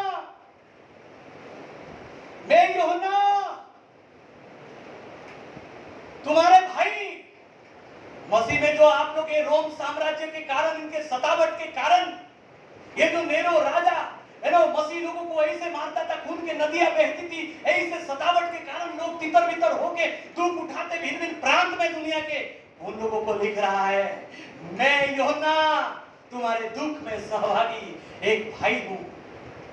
वो कहता है मैं यूहन्ना। ये यूहन्ना कौन है? थोड़ा यूहन्ना के बारे में स्टडी करना बहुत जरूरी है। अभी कहाँ है यूहन्ना?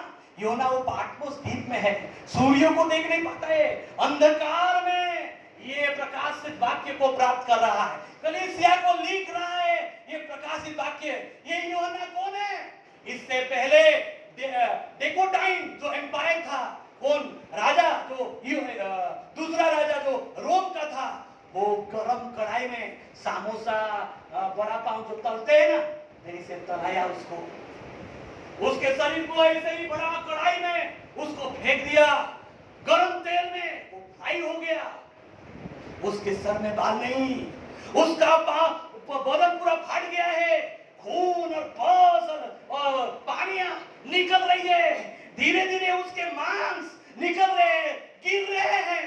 वो कहता है मैं यूहन्ना तुम्हारे दुख में सहभागी भाई, तेल में तला जाने के कारण मेरे मांस एक एक करके गिर रहा है, हड्डियां दिख रही है, मैं बहुत बदबू मार रहा हूं, मैं मेरे मृत्यु को देख रहा हूं। ओ भाई, उन भाई लोग जो यीशु मसीह में है, उनको कह रहा है, जो सहभागी है दूसरे आगमन के, वो बोल रहे। 10 बार चला पढ़िए सिस्टर, क्या बोल रहा है? ऐसा 99 साल का एक बुढ़ा, आंख कान नहीं दिखाई दे रहा है, सब उसके सर से लेकर पांव तक तेल में फ्राई होया हुआ व्यक्ति, इतना ताड़ना, इतना दुख, इतने दर्द में जाने के बाद भी क्या करता है? मैं प्रभु के दिन आत्मा में आ गया। बस बस बस बस, प्रभु के दिन कैसे आया? प्रभु का दिन, रविवार का दिन प्रभु का दिन है, बाइबल में लिखा गया है, पहला दिन प्रभु का दिन। वो बहाना नहीं मारा, मैं कलीसिया में नहीं जाऊंगा, बारिश हो रही है, ऑटो नहीं मिल रही है, वो बहाना नहीं मारा कि कोई और कुछ शिकायत नहीं की। वो प्रभु के दिन में आत्मा में आया, उसका आराधना करने के लिए, उसकी स्तुति करने के लिए, उसके प्रशंसा करने के लिए, उसके महिमा करने के लिए। हम में से कितने लोग बहाना मारते हैं? कोई परिवार नहीं आएगा, पास्टर अगर जाएगा भोजन करना है, तुम लोग क्यों नहीं आए कलीसिया में? कोई कुछ भी बोल देंगे, नहीं पास्टर मेरे को सर दर्द हो रहा है। सर दर्द कोई बीमारी है क्या कलीसिया में आने के लिए? है? नहीं, आई एम टेलिंग यू, नहीं पास्टर रनिंग नोज सर क्या बोलते सर्दी, नाक बह रहा था इसके लिए। नाक बहना कोई बीमारी है क्या? मास्क पहनो और एक रुमाल ले लो, बाइबल ले लो, पेन ले लो, आ जाओ। मेरे प्रियो, कलीसिया को अगर ये बंदा आ सकता है, सागर यू टेल मी, क्या हम नहीं जा सकते कलीसिया? पास्टर को बुलाना नहीं चाहिए, पास्टर को आपके घर में आने का भी जरूरत नहीं है। उसका खुद का घर है, उसका खुद का घर सबसे पहला सच्चाई है। तुम्हें मालूम है, पासवान लोगों का बच्चे भी, प्रभु का धन्यवाद देता हूँ, पास्टर ने बहुत अच्छा परवरिश अपने बच्चों को दिया है। बड़े से बड़े पासवान का बच्चों को मैंने देखा है, आज कहां कहां भटक रहे हैं वो परमेश्वर को मालूम है? प्रभु में नहीं है, दूर है वो लोग, प्रभु से काफी दूर है। वो अपने घर को नहीं संभाल के वो दूसरों के घर को संभालने के लिए जाता है, इसलिए अपने बच्चों को बिगाड़ता है। अपने घर को दांव में लगा के वो दूसरे के घर को बचाने के लिए चाहता है, इसलिए तकलीफ होती है उनके घर में। It is not easy. Pastor बुलाए ना बुलाए, तुम्हारा जिम्मेदारी क्या है? तुम्हारा सच्चाई क्या है? कलीसिया में भाई, रविवार का दिन 8 बज गया, 7:30 बजे इधर इसको कहते हैं आत्मिक लोग, जो प्रभु को प्यार करते हैं। अगर सांसारिक विचार में जाऊं तो जाऊं, नहीं तो नहीं, पास्टर आज कॉल नहीं किया मैं क्यों जाऊं, ऐसे सोचने वाले ना, तुम्हारे जैसे घमंड और सांसारिक दुनियादारी का मसीह इस दुनिया में कोई नहीं। देखो भाई, वचन में लिखा है डांट के सीखा। कभी कभी पास्टर्स लोग नहीं कर सकते, लेकिन प्लीज ये करना बहुत जरूरी है, क्योंकि अब वक्त नहीं है। अब किसको हम आओ बहन, आओ भाई, आओ आओ, ये क्या आओ? एक बार तो लाया ना, आपको आना है, दैट इज इट। इधर टाइम नहीं है, इधर टाइम पास नहीं कर रहा है पास्टर। पास्टर का भी काम धंधा है क्या? पास्टर बड़ा बड़ा बिजनेस नहीं कर सकता? पास्टर नौकरी नहीं कर सकता आपके जैसे? क्या सोचते हो आप? We can do a business. Hello, pastors लोग है ना, सबसे बड़ा राजनीतिक है या सबसे बड़ा राजनीतिक नेता बन सकता है पास्टर। सबसे बड़ा एक टीचर, शिक्षक, सब चीज हो सकता है। और पास्टर की पदवी को छोड़ कोई पदवी है ही नहीं वचन में। मैं घमंड से नहीं बोल रहा हूं, पास्टर के पदवी को छोड़ कोई भी पदवी उसके ऊपर नहीं है। This is God's word, okay? तो try to respect your pastor. आपके पासवान को आदर करना सीखो। एनीवे, तो हम देखते हैं कि वो आत्मा में आया। कौन? आंख नहीं दिखाई दे रहा है, हाँ कान बाल सब झड़ गया है, पूरा बाल से, कान से, नाक से, खाली बदन पूरा फट गया है, खून खराबा, बदबू और पस निकलता है। इस तरह का जीवन से वो प्रभु के घर में आया। तो आओ मेरे प्रियो, आत्मा में हम प्रभु के घर में आए, आत्मा का सच्चाई को जाने और आत्मा में प्रभु में बढ़े, यही प्रभु चाहता है। और हम देखते हैं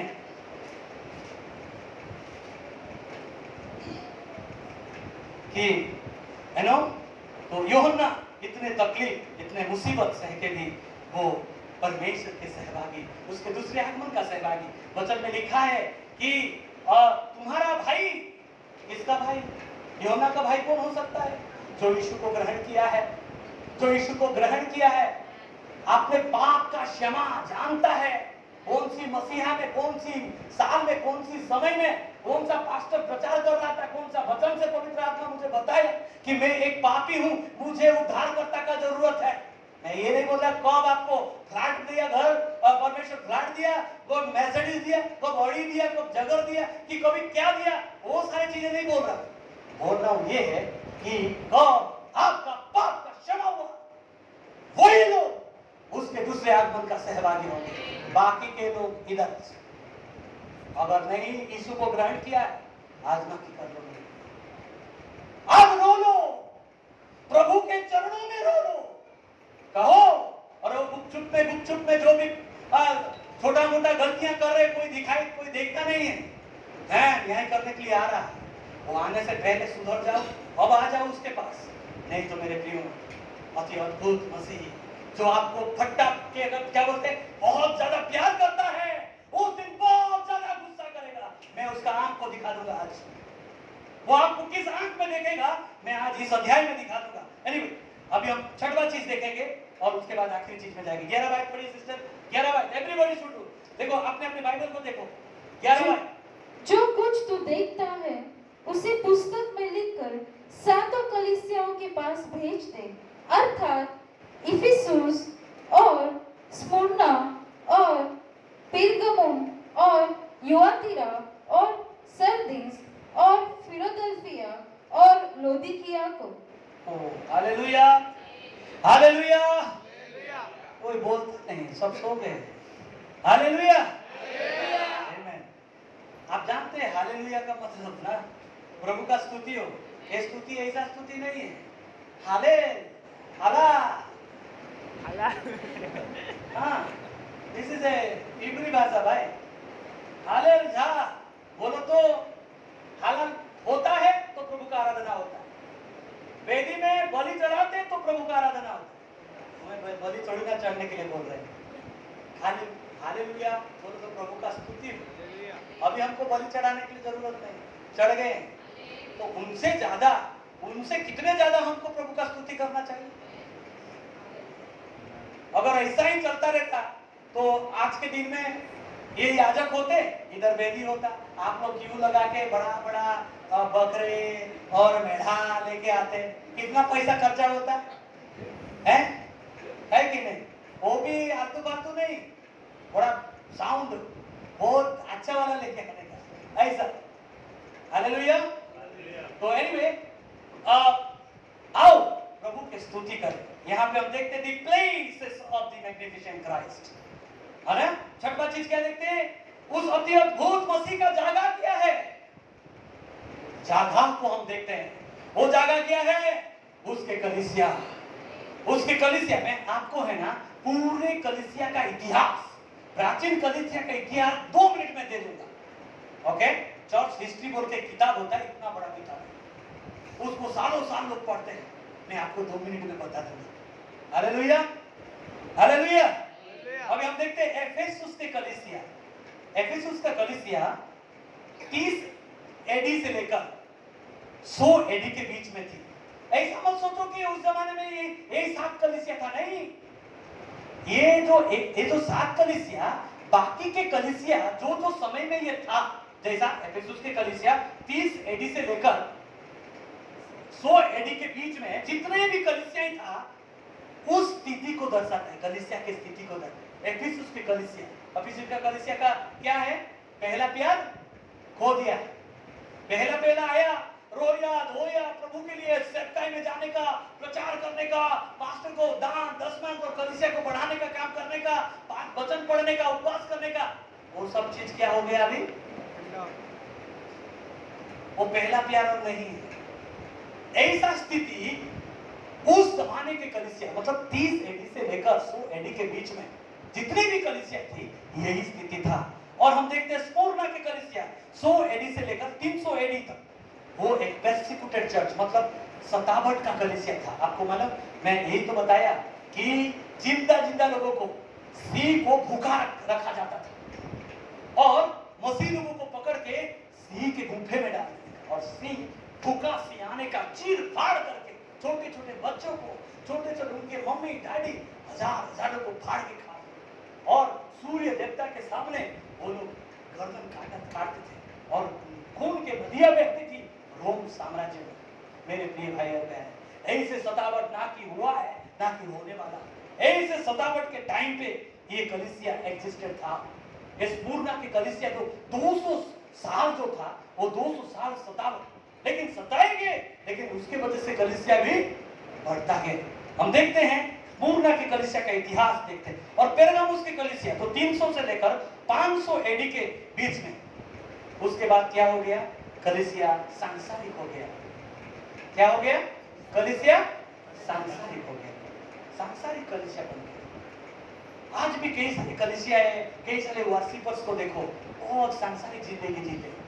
कभी देखा है कोई गीत गायकर आता है लंबा बाल छोड़ के, देखा है ना, कान में बाली पहनने का, लाडू वाडू लगाने का, बड़ा मार के, है ना, बड़े बड़े गले में भाई जैसे आने का, है ना, है मेरे प्यारों, ये बॉलीवुड में चलता है, इधर नहीं, इधर नहीं।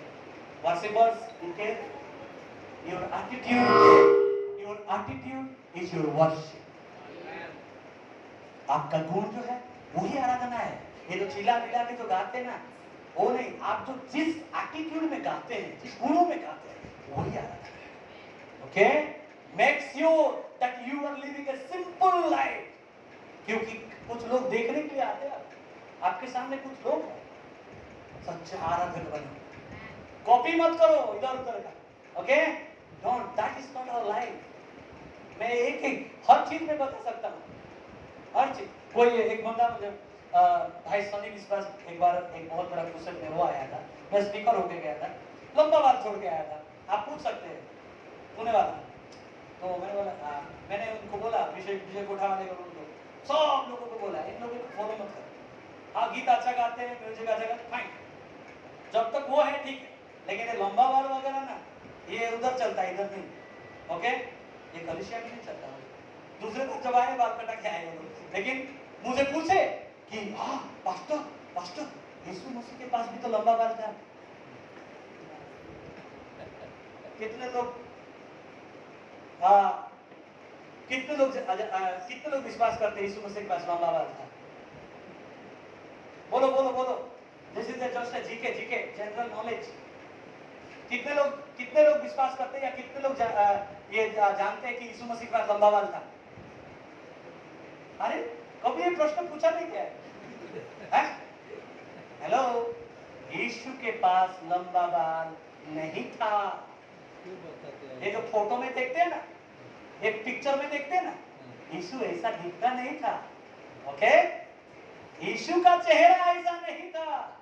यीशु ये अंकल को देख रहे हो, बड़ा सिंपल बाल बनाने वाला है, मेरे जैसा, ये पास्टर के जैसा, ये सागर के जैसा, जोशुआ जैसा सिंपल बाल, ये लंबा बाल नहीं।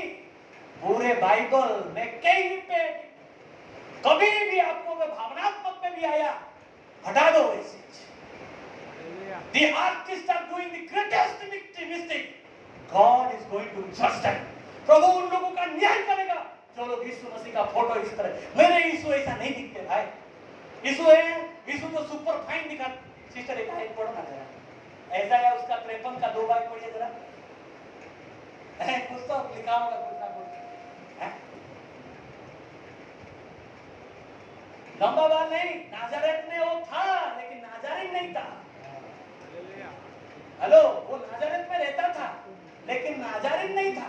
नाजारिन लोगों को वो भी प्रॉमिस के हिसाब से लोग रखा करते थे, सब लोग नहीं।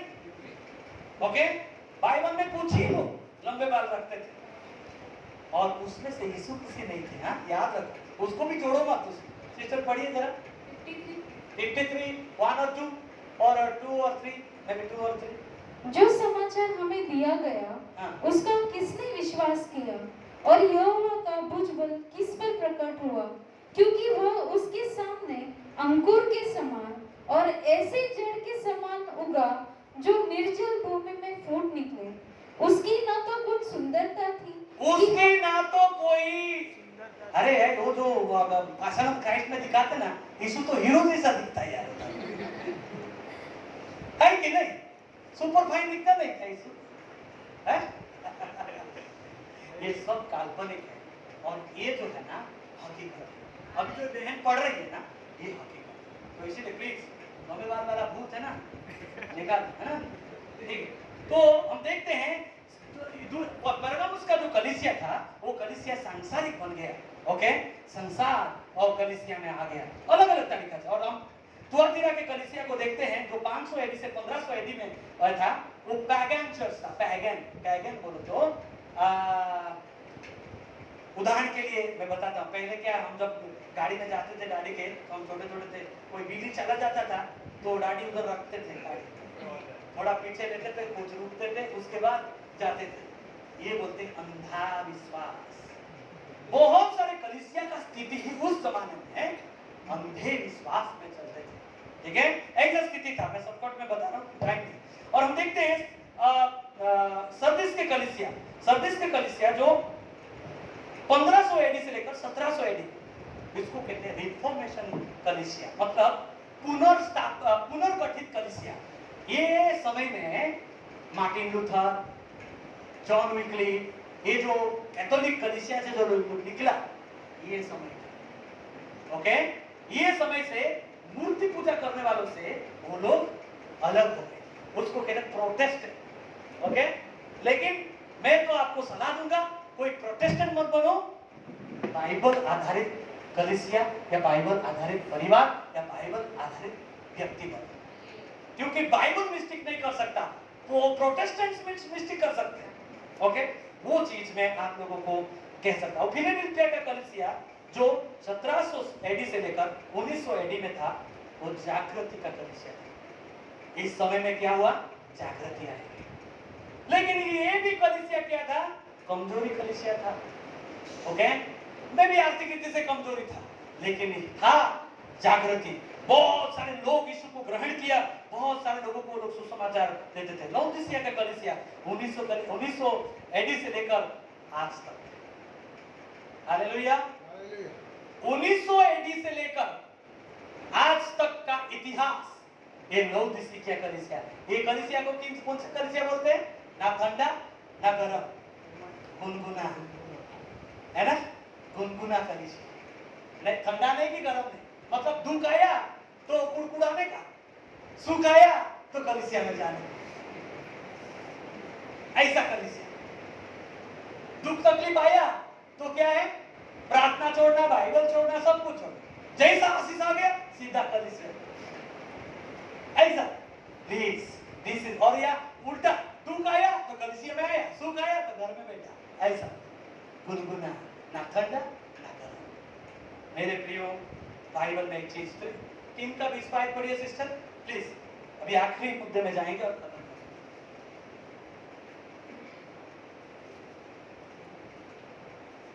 देख, मैं द्वार पर खड़ा हुआ खटखटाता हूँ। यदि कोई मेरा शब्द सुनकर द्वार खोलेगा तो मैं उसके पास भीतर आकर उसके साथ भोजन करूंगा और वह मेरे साथ। यीशु मसीह कहाँ खड़ा है? हैं? द्वार के अंदर है या बाहर है? ये इतना सारा कलीसिया है इधर, है, पास्टर है, इतना अच्छा क्वायर है, ढोलक है, A to Z है, विश्वासी लोग भी है, नाचते कूदते हैं, लेकिन जो चीज रहना चाहिए वो चीज है। यीशु का जगह क्या है? यीशु का जगह क्या है? कलीसिया।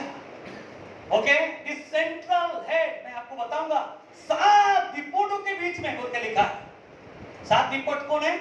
7 कलीसिया। कलीसिया के बीचों बीच कौन है? हमारा घर का बीचों बीच कौन होना चाहिए?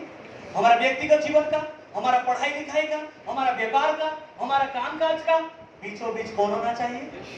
यीशु मसीह। लेकिन वो बीचों बीच कहाँ है? वो तो बाहर खड़ा है। वो कलीसिया को वो बनाने वाला है, लेकिन बेचारा क्या बोलते हैं, परदेसी जैसे खटखटा रहा है, भाई खोल दो, है। आप देखिए, this is the history. Jesus, ये जो कलीसिया का नाम लिया ना, ये सिर्फ उदाहरण दिया। इनमें से कोई भी कलीसिया योग्य नहीं था प्रभु के पास जाने के लिए।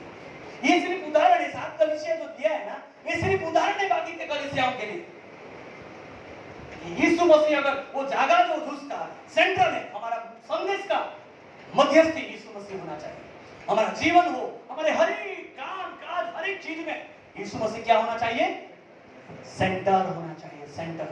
That is the places of Jesus Christ, the magnificent Christ. और जो अति अद्भुत मसीह, वही जगह चाहते हैं, लेकिन बहुत सारे मसीह परिवार में, बहुत सारे पति और पत्नी में ये स्थान उसको नहीं मिला है। इसलिए शांति नहीं है, आनंद नहीं है, झगड़ा है, तलाक होता है, अलग अलग हो जाते हैं, छीन भीन हो जाते हैं। क्यों? यीशु मसीह मध्यस्थ नहीं है, बीचों बीच नहीं है, सेंट्रल हेड नहीं है। इसके लिए आखिर में the presentation of the magnificent Christ, उस अति अद्भुत मसीह का प्रगटीकरण जो 12 आयत से लेकर 22 आयत तक, ओके, सॉरी 20 आयत तक। मैं संक्षिप्त में आप लोगों को बोल दूंगा, टाइम नहीं है। ओके, 12 बाइट में हम देखते हैं कितना, क्या देखते हैं 12 बाइट में? 7 गोल्डन कैंडलस्टिक, 7 सोने का दीपक। ओके, ये 7 सोने का दीपक किसको दर्शाता है? किसको दर्शाता है? कलीसियाओं को दर्शाता है। ओके, कलीसियाओं को दर्शाता है।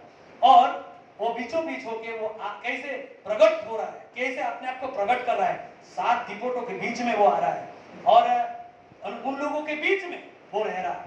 ओके, ये बीच वाला शब्द जो है हमारे परिवार में, हमारे वैवाहिक जीवन में, हमारे हर चीज में हमें इस्तेमाल करना है इसको। ओके, और हम देखते हैं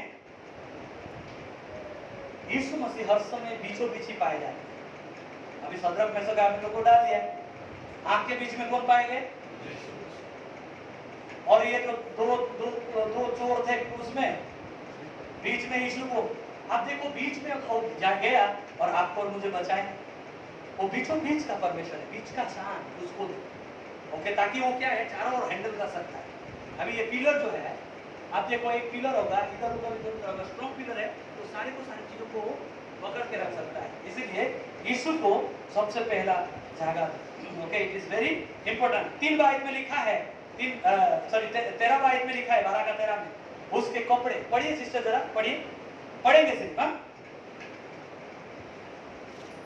तब मैंने उसे जो मुझसे बोल रहा था देखने के लिए अपना मुंह फेरा और पीछे घूमकर मैंने सोने की 7 दीवटें देखी और उन दीवटों के बीच में मनुष्य के पुत्र सदृश एक पुरुष को देखा। किसको देखा?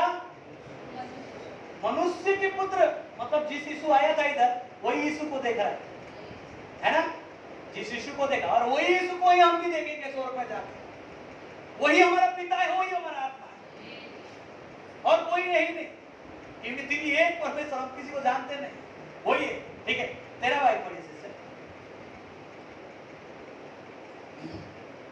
और उन दीवटों के बीच में मनुष्य के पुत्र सदृश एक पुरुष को देखा जो पांव तक का वस्त्र पहने। पांव तक का वस्त्र। हेलो, यीशु मसीह कैसे अपने आप को प्रकट कर रहे हैं? 7 दीपकों के बीच में वो अपने आप को प्रकट कर रहे हैं। और उसके बाद हम देखते हैं उसके वस्त्र सर से लेकर पांव तक, वो किसका वस्त्र है? वो एक याजक का वस्त्र नहीं तो एक राजा का वस्त्र। यीशु मसीह के पास 3 कार्यालय है जो पूरे दुनिया में या बाइबल में कोई भी व्यक्ति नहीं हासिल कर सकता है। पहला, भविष्यवक्ता का कार्यालय, ऑफिस, और याजक का कार्यालय, और राजा का कार्यालय। ओके, ये 3 सिर्फ यीशु मसीह हो सकता है, बाकी कोई भी नहीं ले सकता। यीशु मसीह भविष्यवक्ता होके आए। अब हम देखते हैं वो क्या कर रहे हैं हमारे लिए? याजक के काम कर रहे हैं, हमारे लिए मध्यस्थी कर रहे हैं। और क्या देख रहे हैं? अब क्या होके आ रहे? राजा का वस्त्र। ओ, ऐसा नहीं आया गौशाले में पैदा होने के लिए फिर से। अब वो जैसे आ रहे हैं ना, लोग देख के कांप रहे हैं। मैं बताऊंगा आप लोगों को, ठीक है? तो देखो इधर लिखा है कि वो वस्त्र पहन के आया। ओके, आगे पढ़िए सिस्टर। और छाती पर सोने का पटुका बांधे हुए था। ओ, छाती में सोने का पटुका बांधे हुए था। इस रीति से वो आ रहा है। ओके, 14 बाइट पढ़िए, देखो। उसके सिर और बाल श्वेत ऊन वर्ण पाले के समान उज्जवल थे। एक मिनट, यहाँ पे हम देखते हैं उसका सर का जो बाल है कैसा था? सफेद। ओके, सर का बाल सफेद, उसका मतलब है he is a man, ancient man, एक प्राचीन काल का अति अद्भुत सर्वज्ञानी। ओके, सर जो है सर्वज्ञानी को दर्शाता है, और सफेद बाल जो है वो प्राचीन को दर्शाता, प्राचीन इतिहास को, प्राचीन काल को दर्शाता है। ओके, और जो ये जो स्नो जो है, स्नो मतलब बर्फ जो है, वो हम देखते हैं बर्फ जो सफेद है, ये किसको दर्शाता है? प्रभु यीशु मसीह का पवित्रता को दर्शाता है। मैंने वहां कहा था, शराब लोग भी परमेश्वर के पवित्रता को देख नहीं सकते। उनके पास कितने पंख हैं?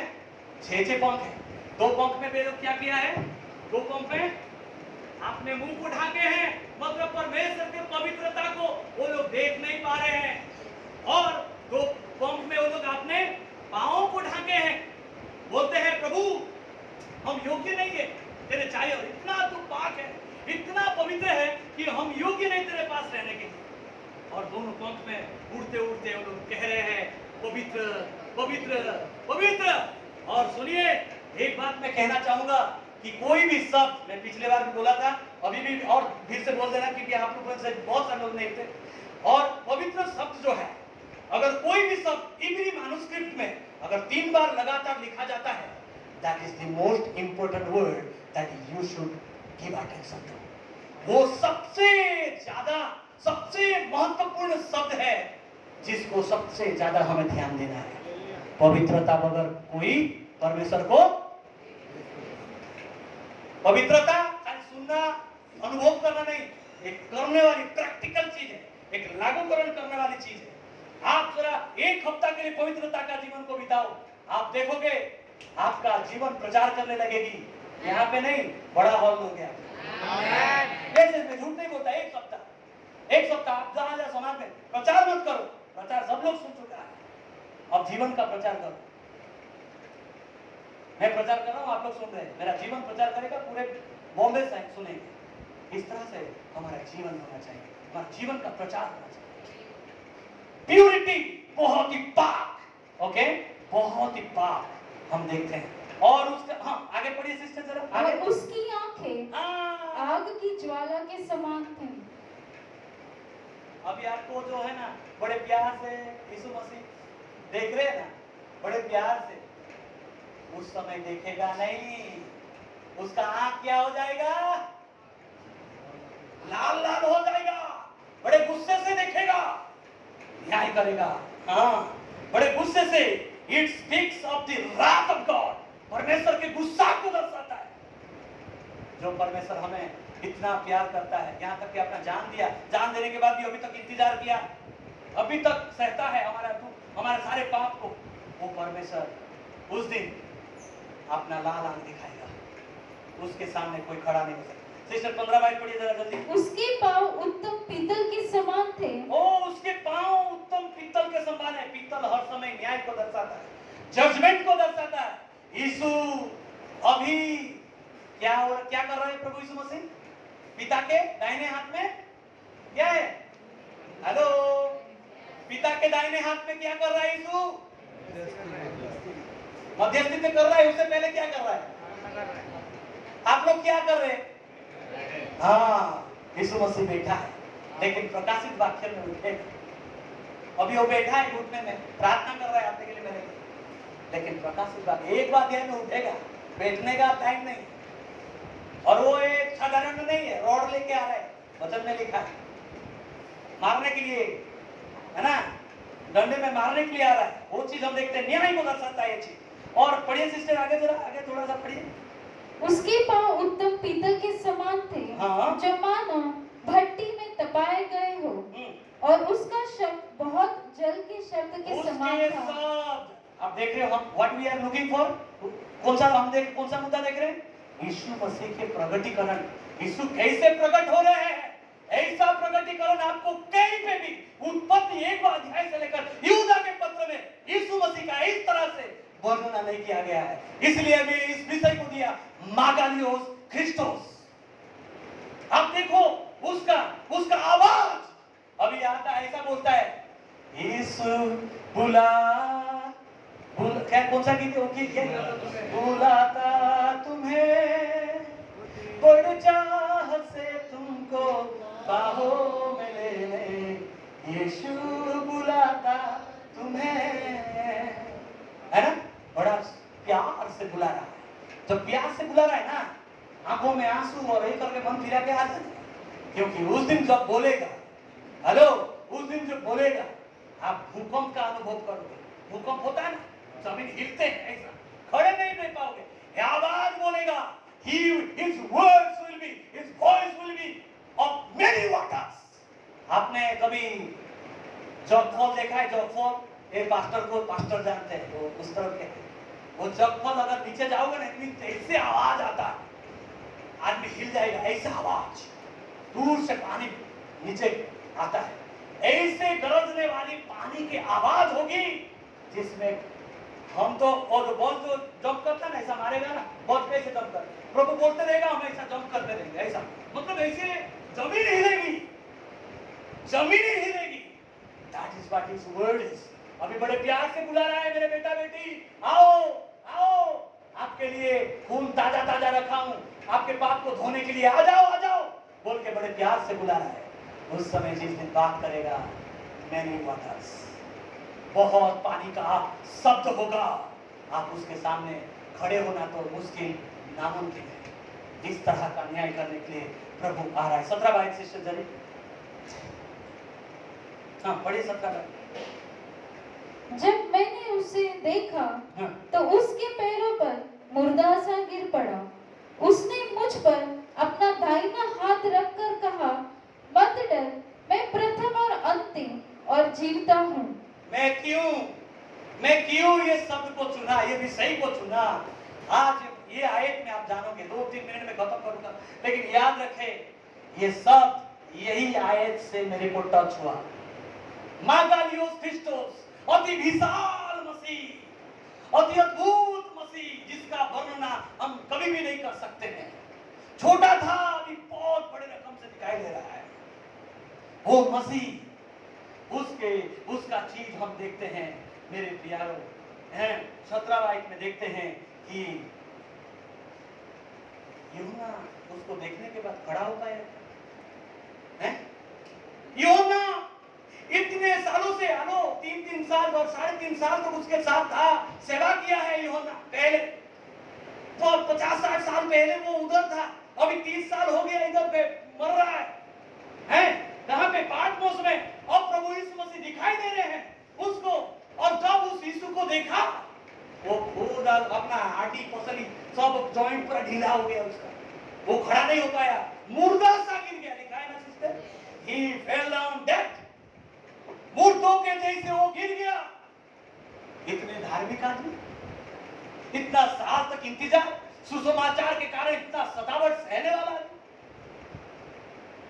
यीशु अगर आएगा आज रात को आएगा, अभी अगर ये वचन के बाद आएगा, क्या उसके सामने खड़े हो सकते हैं? क्या खड़े हो सकते हैं? कोई भी इंसिडेंट ऐसा नहीं हुआ है। इसीलिए मागालियोस क्रिस्टोस, अति अद्भुत मसीह, वो पहले कभी नहीं देखा था इसको।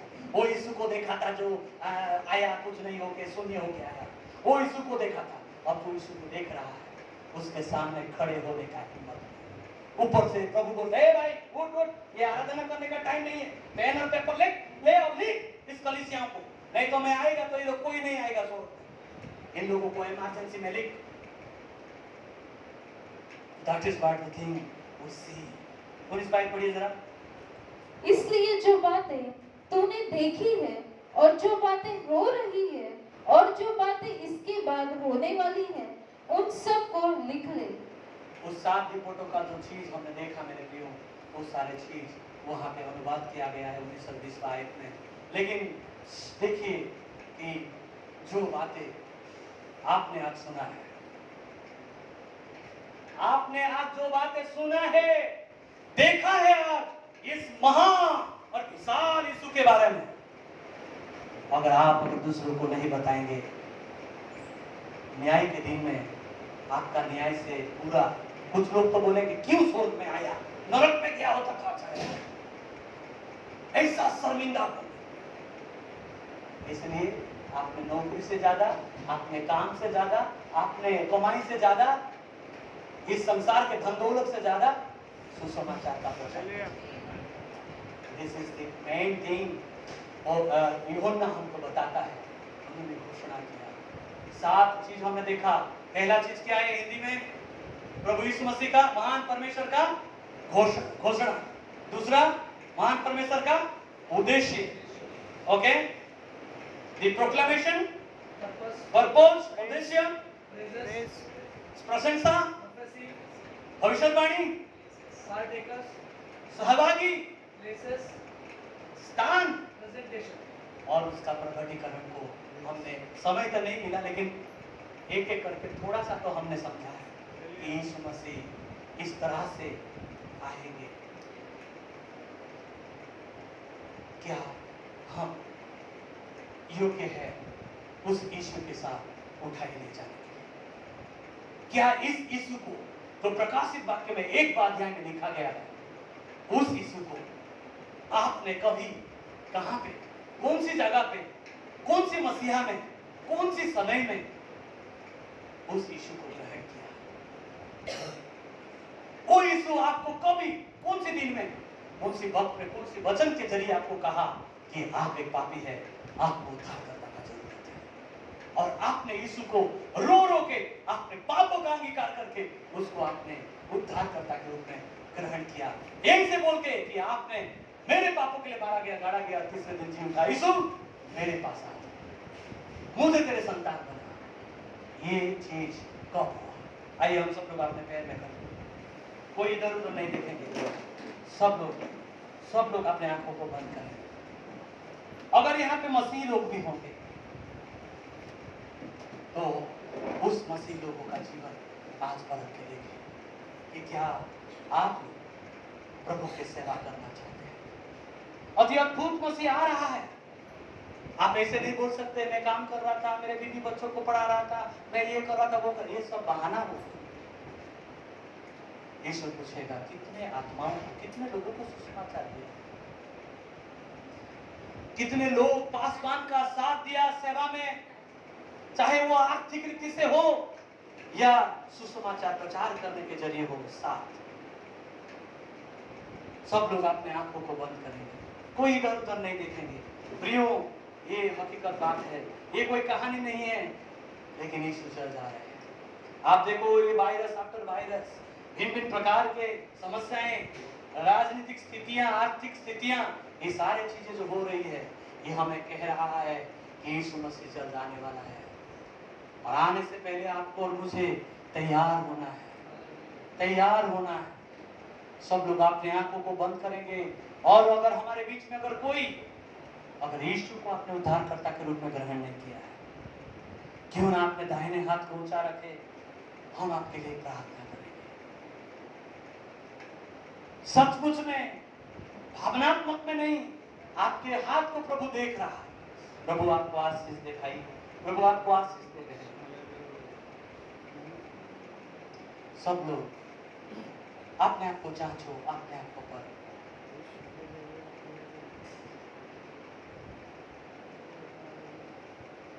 खालीपन से मुझे तूने उभारा है, तेरे प्रेम को याद कर गाऊं आभार से। खालीपन से मुझे तूने उभारा है, तेरे प्रेम को याद कर गाऊं आभार से। तू मुझसे प्रेम करे, इस काबिल मैं नहीं, तू मुझको याद कर,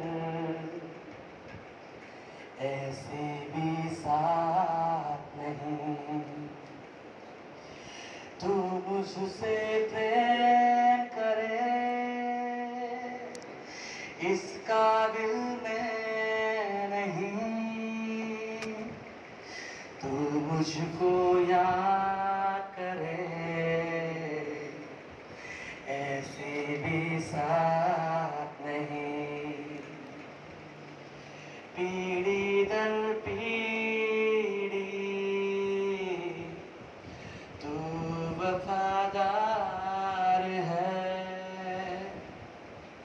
लब जो पड़ जाए कम, प्रेम पार है। पीढ़ी दर पीढ़ी तू वफादार है, लब जो पड़ जाए कम, प्रेम पार है। तू मुझसे प्रेम करे, काबिल मैं नहीं, तू मुझको याद कर, ऐसे भी साथ नहीं। प्रभु आपसे प्यार करता है, बड़ा प्यार, छोटा मोटा प्यार। आपने जान देने के बाद भी आपका सारे कुकर्म, आपके पाप छुप छुप के, चाहे जानबूझ के, जो नशा द्रव्य, कोई भी प्रकार का धूम्रपान, तो कोई भी खैनी गुटखा से लेकर हर एक शारीरिक अभिलाषा, सांसारिक जिंदगी, दुनियादारी, ये सारे चीजें देखने के बाद भी वो आपसे प्यार करता है, आपको बुला रहा है, आपको आपके पाप को भूल के आपको वो आलिंगन करना चाहता है, आपको उद्धार देना चाहता है।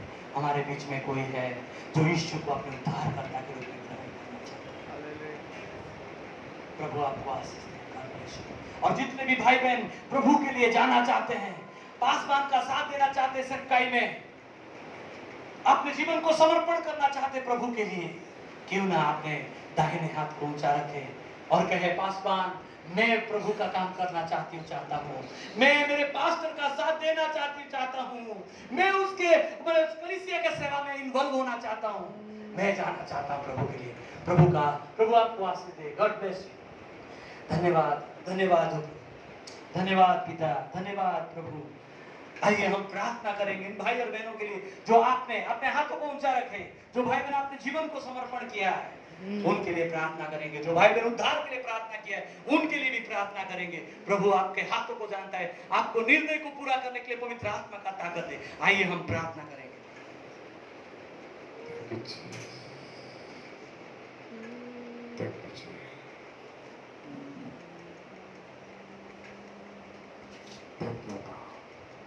अपने हाथों को उठाएंगे।